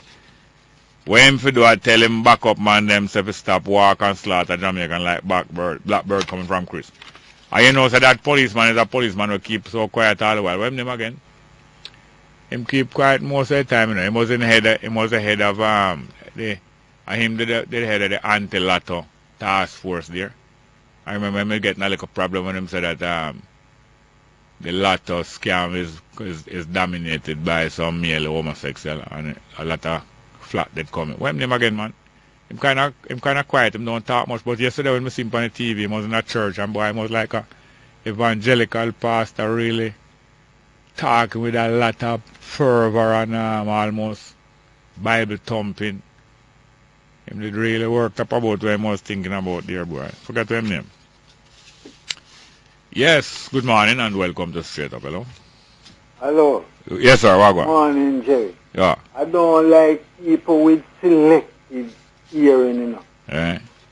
Where did I mention anything to do with Shaw? I myself, I was saying maybe I wasn't paying attention. And where was people when last week Imani put it to me if I was advising the Prime Minister on this outer minute, what would be my advice? And I said, resign or fire the board, pick one. Yes. Anyway, moving right along. Yeah. America and its schizophrenic foreign policy mess up the world, because I just hear on the news there, Cuba calling on the UN Security Council to be a more transparent thing, Yeah. And over the weekend, I hear where I didn't know that Cuba, poor little Cuba, is training Americans to become doctors free of cost. Eh? I can't believe it. The American girls say we get boarding and lodging free and books and stethoscope and all those things free of cost. Yeah. And look upon a country like Burma. Let me show you the schizophrenic policy. Them lift sanctions off of Burma quick o'clock, Yeah. And look from when embargo and sanctions against Cuba. From about 61. And look upon those crooks in Burma, them now do what them supposed to do under the lifting of the embargo, Right? Because Aung San Suu Kyi is still coming, she's kind of more free now, but, she's still coming like a political prisoner. And freedoms where them supposed to grant to the people of Burma, they're not doing it. Yeah, and I was so, yesterday the Cuba-Jamaica Friendship Society did have a function, and I did want to go, but I couldn't get to go, so sorry I missed it. Because I tell you, man, at time America back off of Cuba and lift embargo. Yes, it's time them do that. Time them do that. I admire the Cuban people very much, and the Cuban people. One of your in-law did say something the other day where them afraid of the little greater Antilles region, Yeah. Yeah, because Jamaica did make the British have to sign treaty. Haiti beat Napoleon. Yeah. And then Cuba stand up to the modern colonialist America. Yeah, yeah. So them kind of, you know. Yeah, man, great example. Yeah. Thank you very much, yes, sir? Thanks, yes. Yes, good morning and welcome to Straight Up. Hello? Welcome. Yeah. Hello? Yes, go ahead. Go on. Yeah, how you doing? Fine, thank you. Why, what a long wait. I mean, the panic from the news. Oh. Oh, yes. Yeah, you know, think, what in a Tivoli garden was kind of climatic, you know, in the sense that it devolved out of the whole garrisonization of a large number of communities in Jamaica. Yes. And somebody needs to document the day-to-day experience of these people who have been subject yes. to a kind of oppression by the gang members and, you know, the Dons and whoever else, you know. Yes, and the political because it's a shame to know 2014, yeah. and you still have a lot of people within these communities actually are living in slavery. Slavery, man. Yeah. And somebody, I mean, what in Tivoli was really bad, you know, and, you know, as me say, it's that kind of thing where climax because the whole, you know, how things evolve over the years and how powerful the gang members get reinforced by the politicians and things, you know what I mean? Yeah. Yeah. So, but you know, we need to dig deep, you know, them situation and come up with the, you know, document. Yeah, man. The more. Yeah, man. The life of the people, man, we are suffer every day at the hands of these. You know what I mean? Yeah. For real. But some of the people, it's not easy for most of the people to free their mind and know that themselves are under bondage, you know. Hey, boy, Joy, let me tell you something. You know what? And that, you know why you have the whole garrison and the people subject themselves to them things? Because the freeness, them, enough of them in a position where them can pay rent and light bill and them something there. Yeah. And them living at them community there, and because of the free light, the free accommodation and the free water. Yeah. Them put up and toe the line. Yes, yes. And if you don't toe the line, you either lose your life or you have to flee. Yes, because even when you're fleeing, you're in danger. Because if once it is known that you are fleeing, you might leave out of it, go too far alive. But I'm not telling you, man, for real, man. And, you know, people, you know, you know, I mean, they need, you know, people need to, you know, I mean, a lot of people know still, you know, I mean, you know, a lot of people know and them have them head in the sun like so, you know, but I like to see, you know, the truth be told, you know what I mean? It's going to come out more and more, man. Give thanks. Thank you very much, yes, sir. It's going to come out more and more. Good morning and welcome to Straight Up, hello? Yeah. Yes, man, how are you going?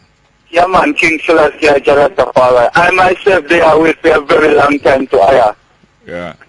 Yeah, man, give thanks, man. All right. So, I give you a big compliment for photographing at the Observer Friday, you know? Yeah. Like you take it, give them. No, I think my son did take it, you know.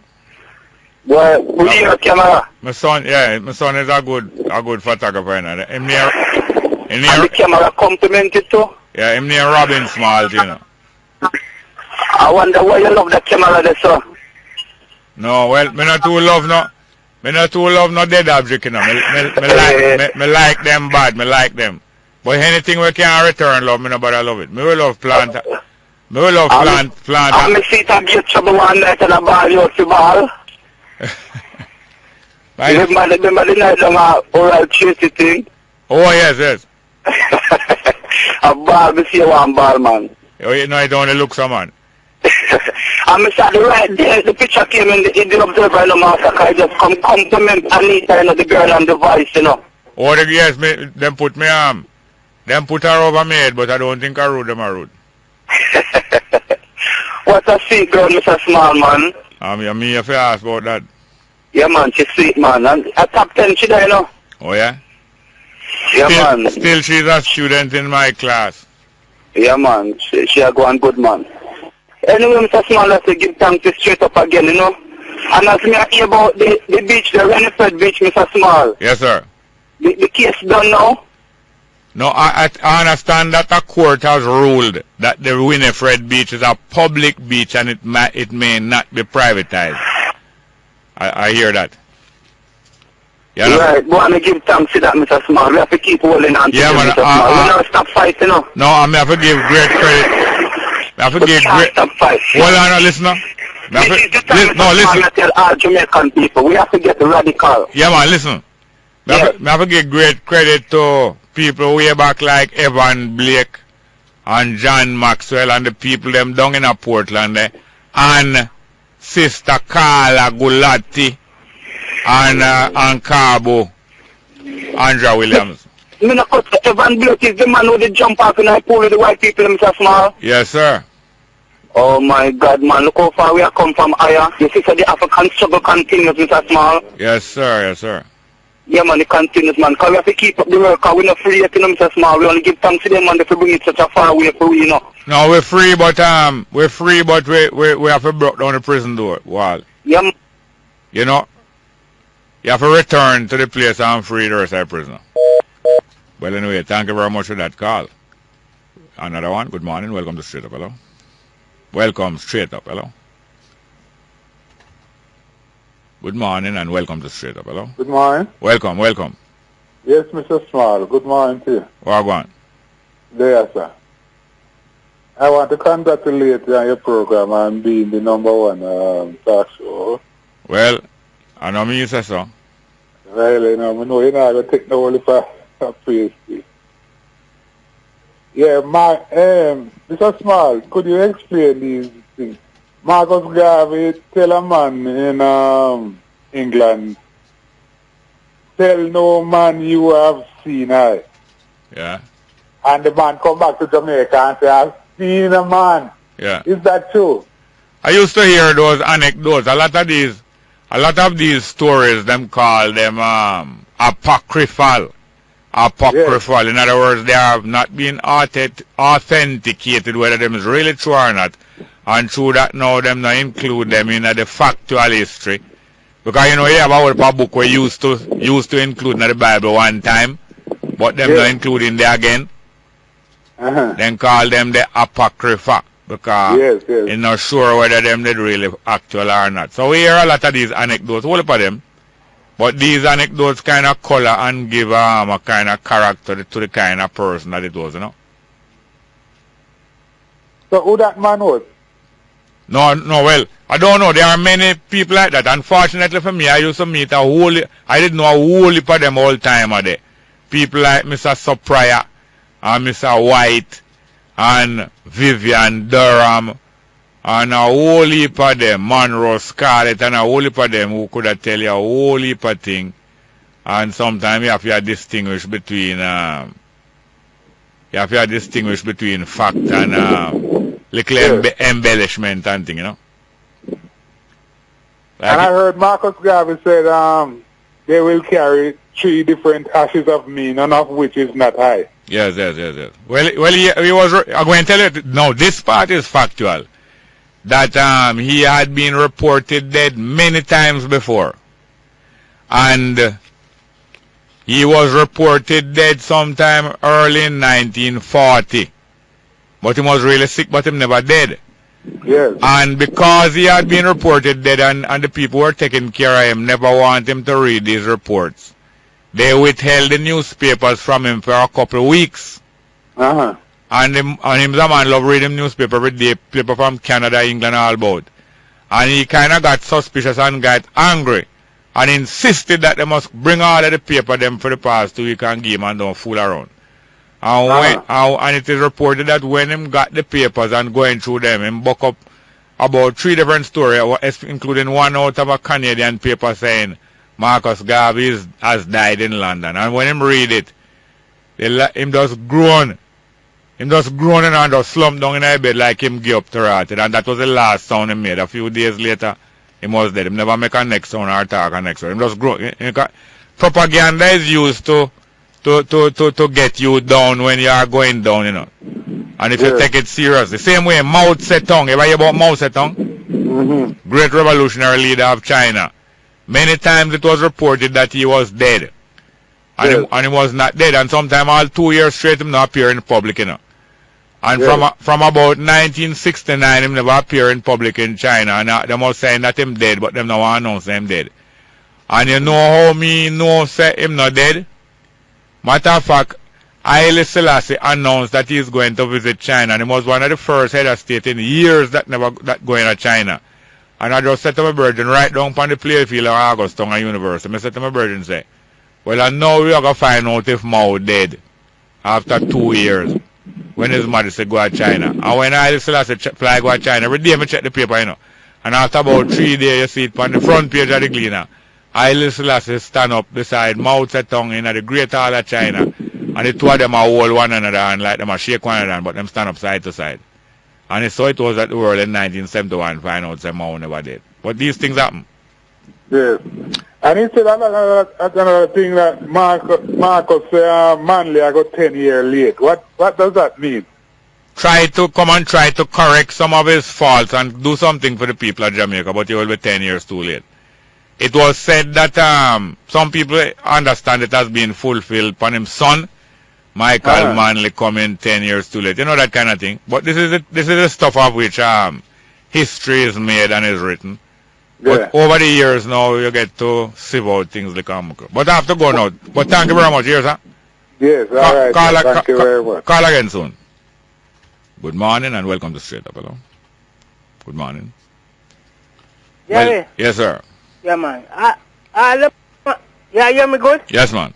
Let me come and tell you about Observer, Observer. You remember me tell you that this program is the #1 program long time? I hear you long time, man. But right? Yes.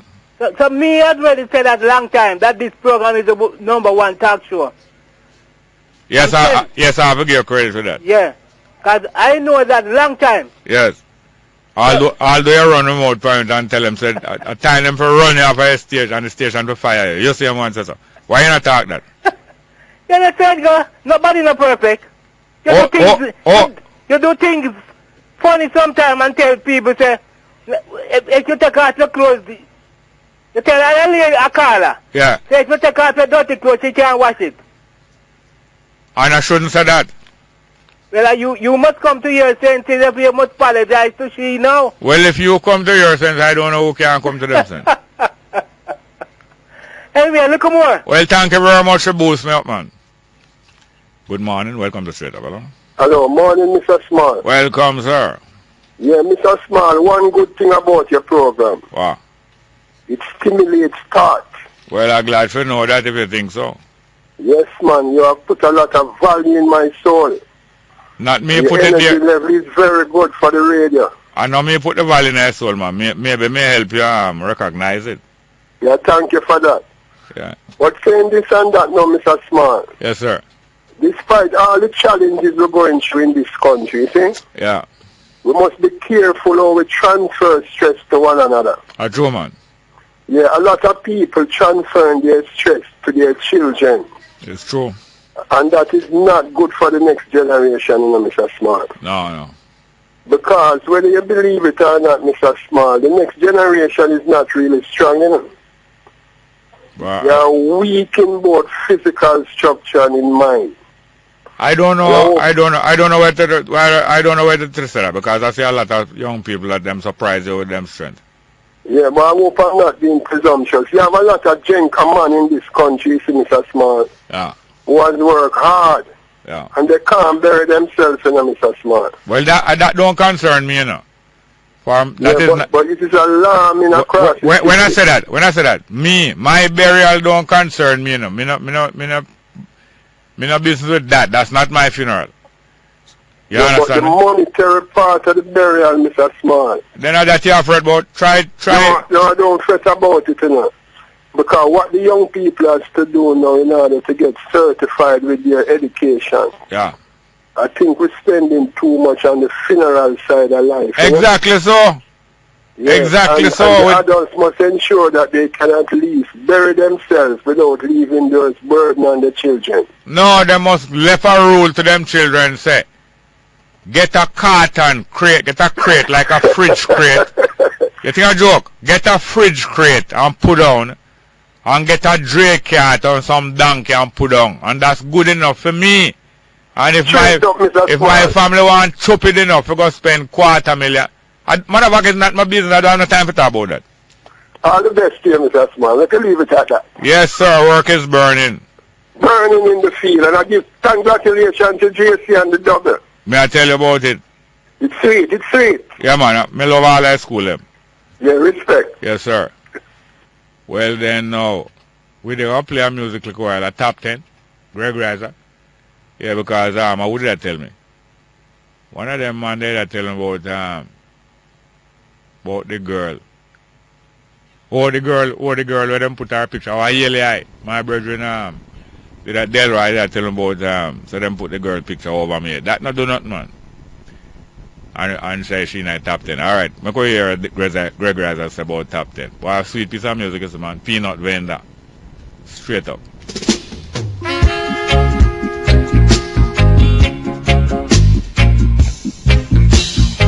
Please don't you hurt her, though she once threw an arrow in my heart. Though she isn't in my top 10, still she is on my chart. The way she loved brings sweet, sweet memories.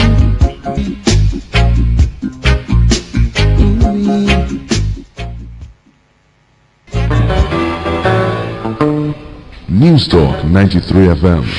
Heard everywhere. Yes, I have some text messages here. Jerry, from June, contractors have been working on a piece of road on Adair Drive in Waterford on and off. Pure mal dust. Can't take it no longer. A long time we hear about it, it's true. Next one, Leroy and Highgate. Jerry Morning. What's changed with National Housing Trust? A PNP around the country. Tricks and more tricks. Next one, Jerry. I've got no light from June. Me wire the house and me pay $1,500 JPS from July and all no light. How them expect people to live and yet still not stealing? Next one, Jerry. Tell Wanga got to leave talk show to labor rights. I wonder why. Next one, I believe the lady is right. The silence of our artists is deafening. Usually they are quite opinionated. I don't know if it is part to do with fear of losing visas or perhaps a belief by many artists who come from PNP garrison that the dirty labor right get what them deserve. You know, so I feel like the first thing I say is more it. The fear that the artists had have been in the bad books of the United States government after they do this thing. I believe that is more it, you know. Next one, Jerry, the murder rate raise day by day. When it going to stop, Bongo? We can't live like this. But I don't know. And matter of fact, I tell you, say, I don't see no sign from the new commission. Next one, good morning, Jerry, good morning. Please extend my heartfelt congratulations. Well, please accept it. Oh, I understand. Big up yourself, Empress. Keep doing good, coming from Western. Well, thank you very much. Next one. Serve Bonnie right. Him should know better. Well, anybody make mistake, but him did kind of bold still. Next one. Morning, Jared. Little White say he lost $1 billion. Who cares? Poor people has lost more than that. All them lives sometime. Next one. Jerry Abari. Who is Charlie Smith? What's his claim to fame? Oh, Charlie Smith was one of the top activists in South St. Andrew. South St. Andrew in the time of Tony Spalding, from before Tony Spalding too. And a matter of fact, them held him because some gun and ammunition was found in a building that he was responsible for. So some party building and them kind of way, and I think them they try him a gun court. The other day somebody refresh my memory. And up to yesterday I was talking about it with somebody else who know about it also, Charlie Smith. And them name a school after him eventually too. Good morning and welcome back to Straight Up. Hello? Jerry? Yes, ma'am. How I know that you was going to call me? Because you know certain things, you know. You just know. I just know. Yeah, you're supposed to know. The vibes are connecting and things like that. And the chemistry. And the chemistry is connecting. And I feel good to know Wait a minute. Did I say Hail the I Rastafari? Haile Selassie the first? I don't even remember. My head is spinning. Yes, me either. That's why I had to back up and say it. You back up? The chemistry is working. Yeah, but no physics now work yet though. What? The physics don't work yet. No, because I still have the carrot and I put it in the refrigerator. Yes? But I have a whole bag, you know. A bag of carrot. Bag of carrot. Yes, and you know it's good for your eyesight. Huh?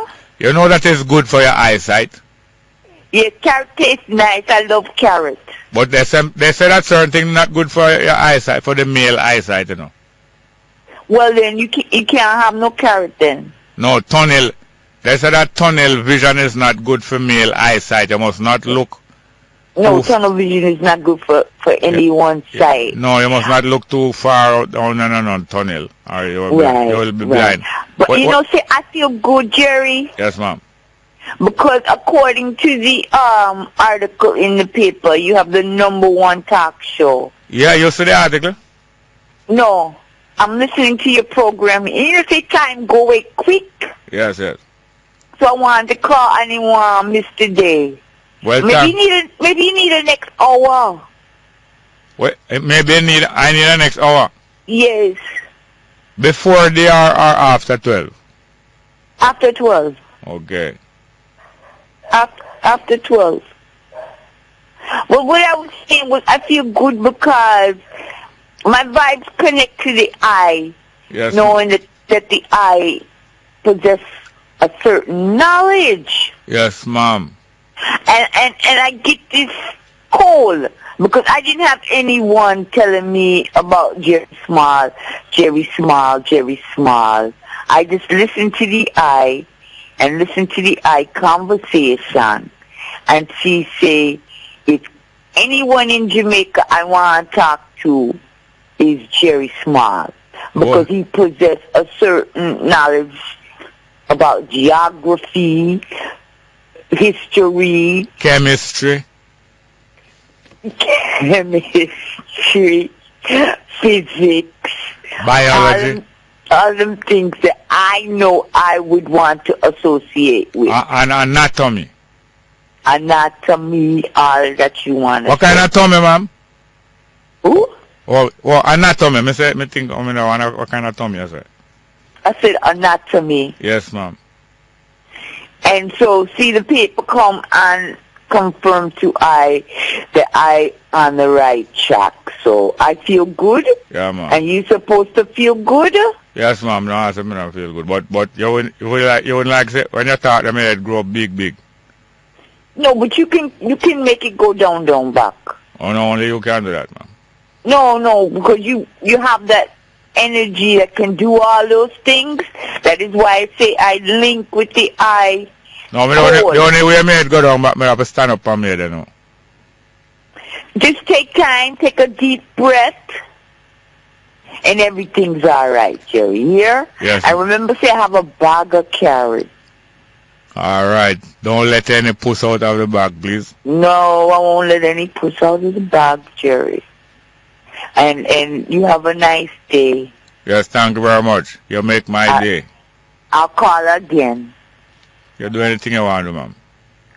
Thank you very much, yeah? Okay, Jerry. All right.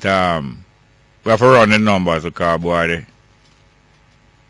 A lady run off. I think I have one here. Good morning and welcome to Straight Up. Hello. I wonder if you know Empress Julie. We heard that Empress Julie not lose her life. We heard her body lose her life, leave her body. Empress Julie from out of the foundation out of 10 Mile Bull Bay.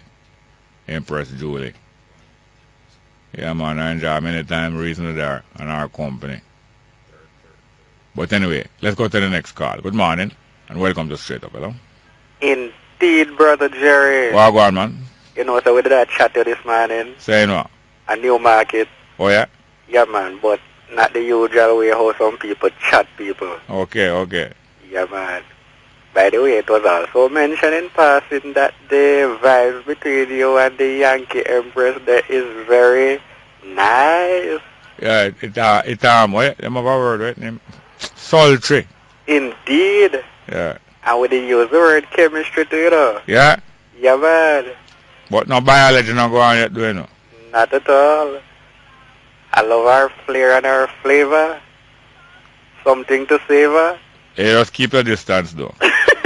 Yes, I will speak from a point of view. Yeah. I will not anticipate the vantage point. And don't try to touch her with a 10-foot pole. Indeed. Yes, sir. Jerry, I gather that two German tourists was brutally murdered on the sister island of Tobago in Trinidad over the weekend. Not good. And it have left a lot of tongues wagging. Yeah. I not necessarily was putting the story to rest when news further emerged that them want mix up one away night, you know. Oh. I call up the name, so them a look for one guy. Jamaican? Well, put it this way, them so them a look for some men, and one of them, unfortunately, happened to be a Jamaican. Yeah. Yes. I hope he not go down there go out and shaving cream, you know. But you know, so everything we go on a fire in a yard, man, get the blame, right? Well. Would you say that? Yeah, man, but, Yes. I tell you. From how we terrible still, you know. Yeah. Admittedly. Finally, Jerry, I gather that, you know that, some time ago, Mr. Bobby Montague, a man who loved to see place clean and proper, did have to raise Cain. Yeah. About the condition of, what you call it now, infirmary. Yes. Yeah, I gather that it has gotten a facelift. Oh, yeah? Of over 30 million. Yeah. Yeah, man. So, all is well that continues well, I hope. Yeah, man. Yeah, we need a man like him to deal with the chick thing, you know, for him know how to keep the place proper. Yeah, speak. Yes, man. Cause some away nasty, you know, Jerry.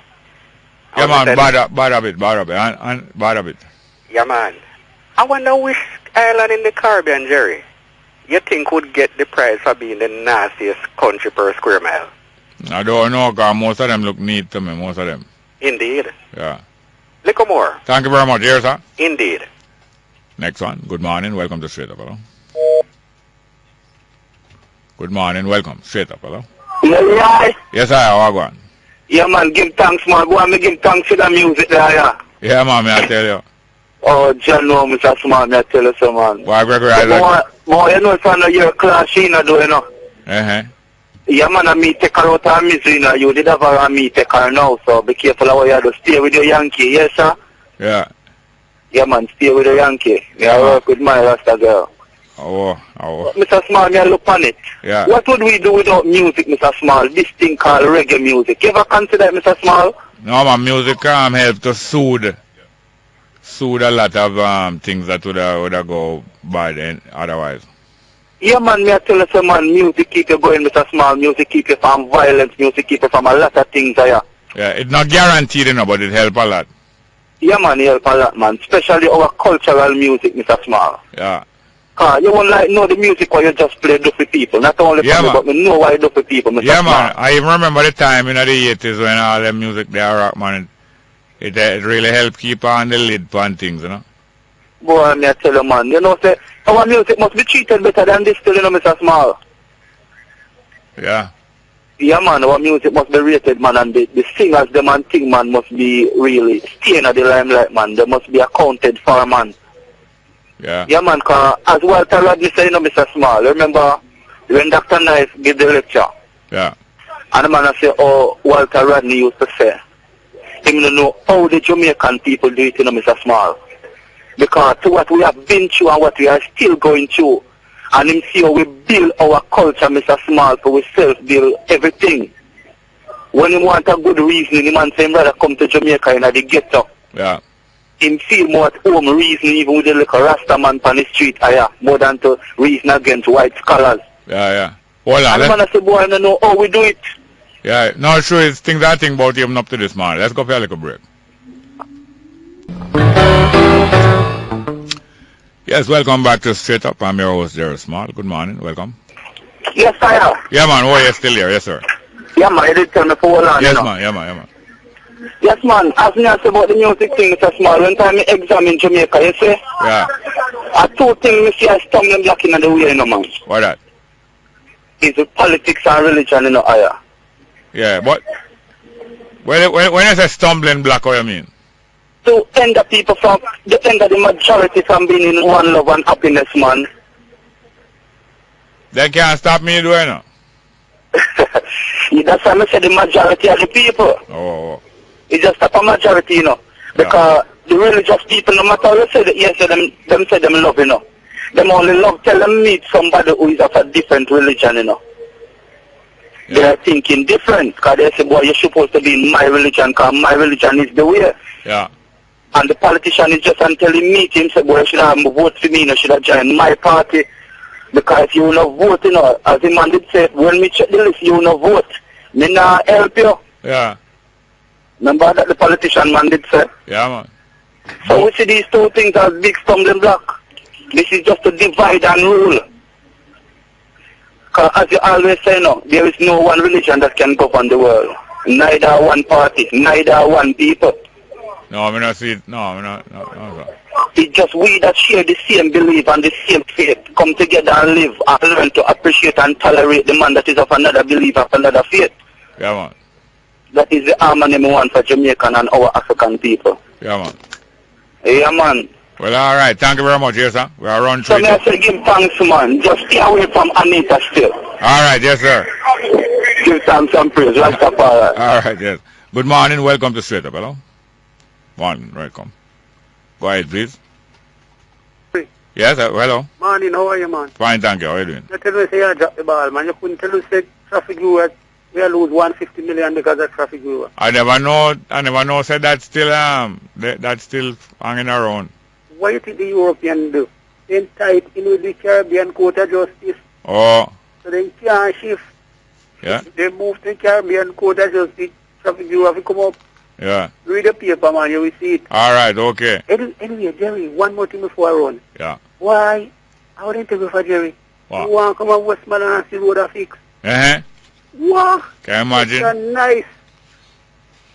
Yeah. Road a fix left, right, and center. Yeah, man. Election. I didn't take it for real, Papi. You. Yeah, man. Them know say the correct good politics are easy thing for run, man. All right, Jerry. Take care. Yes, sir. Thank you very much. Morning and welcome. Straight up, hello. Welcome. Come along, please. Yes, Jerry, what am I say? Fine, thank you. What going? Everything all right? Well, you hear anything about the cabinet meeting yet? Yes, I did. I'll tell you something about the housing church, but we're talking about the dreadlocks of the wife already, and the Rasta is a Rasta guy now. Oh. The one that mentioned the religion and politics. Yes. Those are two institutions that we can't get rid of, you know. That's how we practice those two institutions, you know, we practice the draw of politics and religion, but you can't get rid of them, man. Well, I wouldn't... They're in the human blood from... Yes, you know. I wouldn't try to get rid of them. So we practice it, right? Yeah. So we tell them, say, because he see Rasta, I think, is a religion in some sense, you know, but in some sense of the matter. Yes. You know, some people say Rastafari is not really, they're not really Rasta. Rasta is not a religion. They're like some Judah Christian or something like that. What's your opinion on that? And your socialist coming like some Marxist Leninist.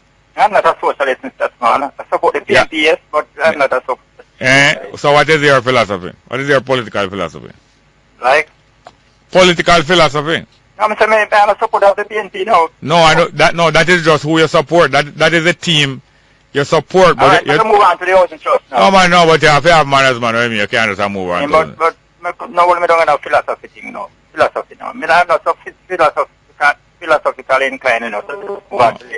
I'm not philosophy. Just run-ins. Yes, the housing trust now. Looking through some of the housing trust, Mr. Smart. Look like the chair of the board has more. Look here, you stammer, sir? Because some part of the board, some part of the actually say the minister me. Yeah.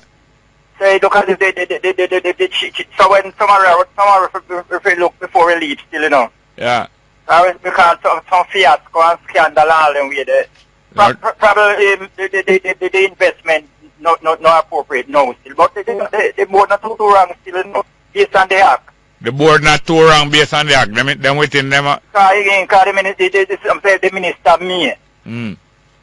Look like the board they even more power money more than some permanent secretary, more the response of the minister and other thing, man.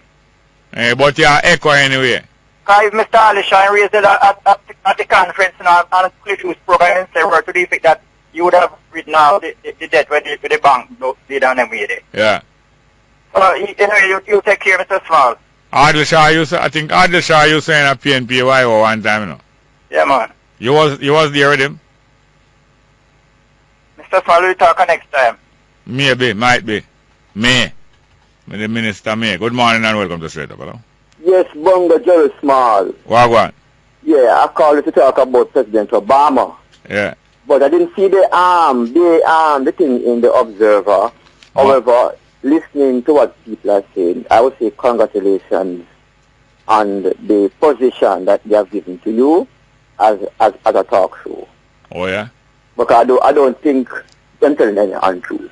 No. However, I'll get to try to get the papers later and just get a more in-depth look. So is which day Observer?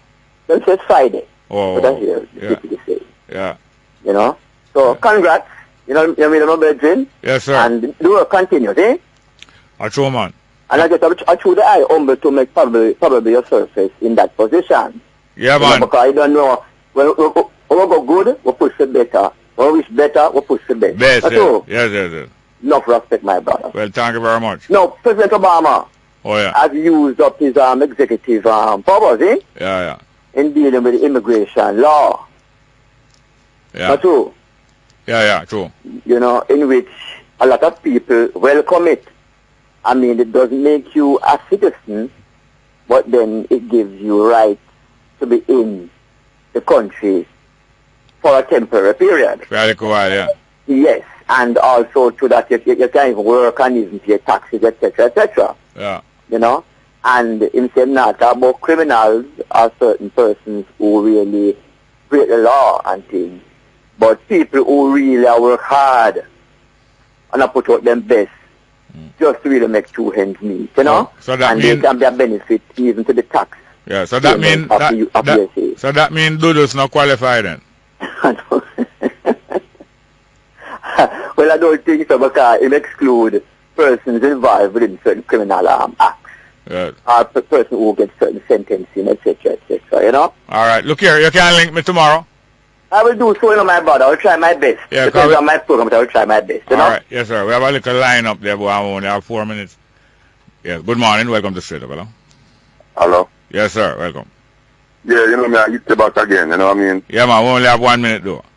Yeah, but you know, from me I listen to the program and from my years, like, you know, them give a lot of, you get some reasons that the people, them say that's the number one thing. Yeah. But, you know, it have nothing to do with some of them callers, you know. Cardinal, the brother was talking to you a while ago. I might be your virgin, but him boring bad, you know, man. And the other one we are called from some taxi man called all the while, but them there Tafari and all them boring man, and them make the program number one, you know. Are you no, I couldn't me alone, man. Because I tell you, yeah, you know, I couldn't me alone, man. I couldn't. My car walking, man. You have to turn off all the radio and hear them come on. Yeah, but I couldn't me. I repeat something where, I mean, everybody have listen to CNN, everybody have TV, everybody have cable. Yes, but if you come on and repeat something where people are, you know what I mean? Yeah, but I couldn't me alone, and me I'm a foreign caller, they make it number one. No, man, but you have other callers who are interested, man, but some of them boring bad, like the brother a while ago, man. Well, boring bad. Yes, but I don't want and the one and the taxi, you know, no disrespect to the truth, you know? Yeah, but don't feel no way now, but me have 3 more callers, only 2 minutes, and I cut me. Yeah, man, respect, you know, but maybe I'm boring to some of them, you know what I mean? Well, we're going to take a poll about that. Yeah, all right. Yes, sir. Good morning and welcome to Straight Up, hello? Yes, sir. Yeah, morning. Welcome, man. Yeah, Jaim was my name and first time calling. How does this in the program? Yeah, man, where name? Jaim. Jaim, okay, yes, sir. Yeah, how does this in the program? It's very educating, and as I heard a man talk about the Rastafarianism, as a religious thing, it's more of a movement of what I've learned in school and so forth. Yeah. Started in the 1930s, like more of a counterculture where it speaks out against the dominant culture, which is mainly the white culture. Yes, sir. Yeah, man. You sound young, Yes, but you sound young. But it seems like you're really interested to study the situation. That's good. Yeah, man. But thank you very much. Through time kind of run. That's why I'm happy to run. But call again soon. Earlier. Yeah, man. No problem. Yes, Jain. Well, all right. I'm going to take one more. And these text messages can stay till tomorrow. Good morning. Welcome to Straight Up. Hello. Morning. Quickly, please. Are you there? Not there? No, text message. Good morning. Please extend my heartfelt No, we'll read this one already. Wait. Oh, good morning, Jerry. Is Jamaica a circus? Why is the star of a clown? Some people say that that they don't business with the show, but we should all play our part so that the next generation can see a good show. True, man. Next one. Jerry, greetings. I'm asking you to play One Bomb, Drop Babylon Feel It by Richard Spice. Give us something or other. Give thanks every time, Uncle. Yes, sir. Next one. Jerry, this NHT thing. This is an outrage, but not nearly enough. We are the members. We are the members who should be protesting outside of their headquarters. Outside of the headquarters of the NHT. Jamaica will not realize its true potential until we have a bloody revolution or start sending some of them corrupt politicians to prison. No, you better do the last one. But no bother pray for the bloody revolution. Don't bother pray for the bloody revolution. Because if you're even willing to shed your blood first, don't pray for that. I want to thank you though. I want to thank my producer, Tanya Richards also Shushan and Daly. And Alex Reed, our production assistant and technical operator, Kevin Williams. Straight up.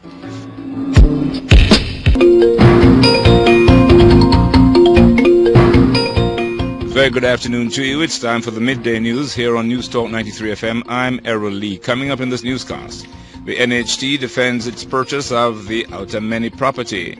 Finance Minister defends EPOC amid criticism from the JLP. Opposition to meet with JUTC regarding damaged buses, and father and son, first offenders to be prosecuted under the Forest Act for illegally cutting down trees.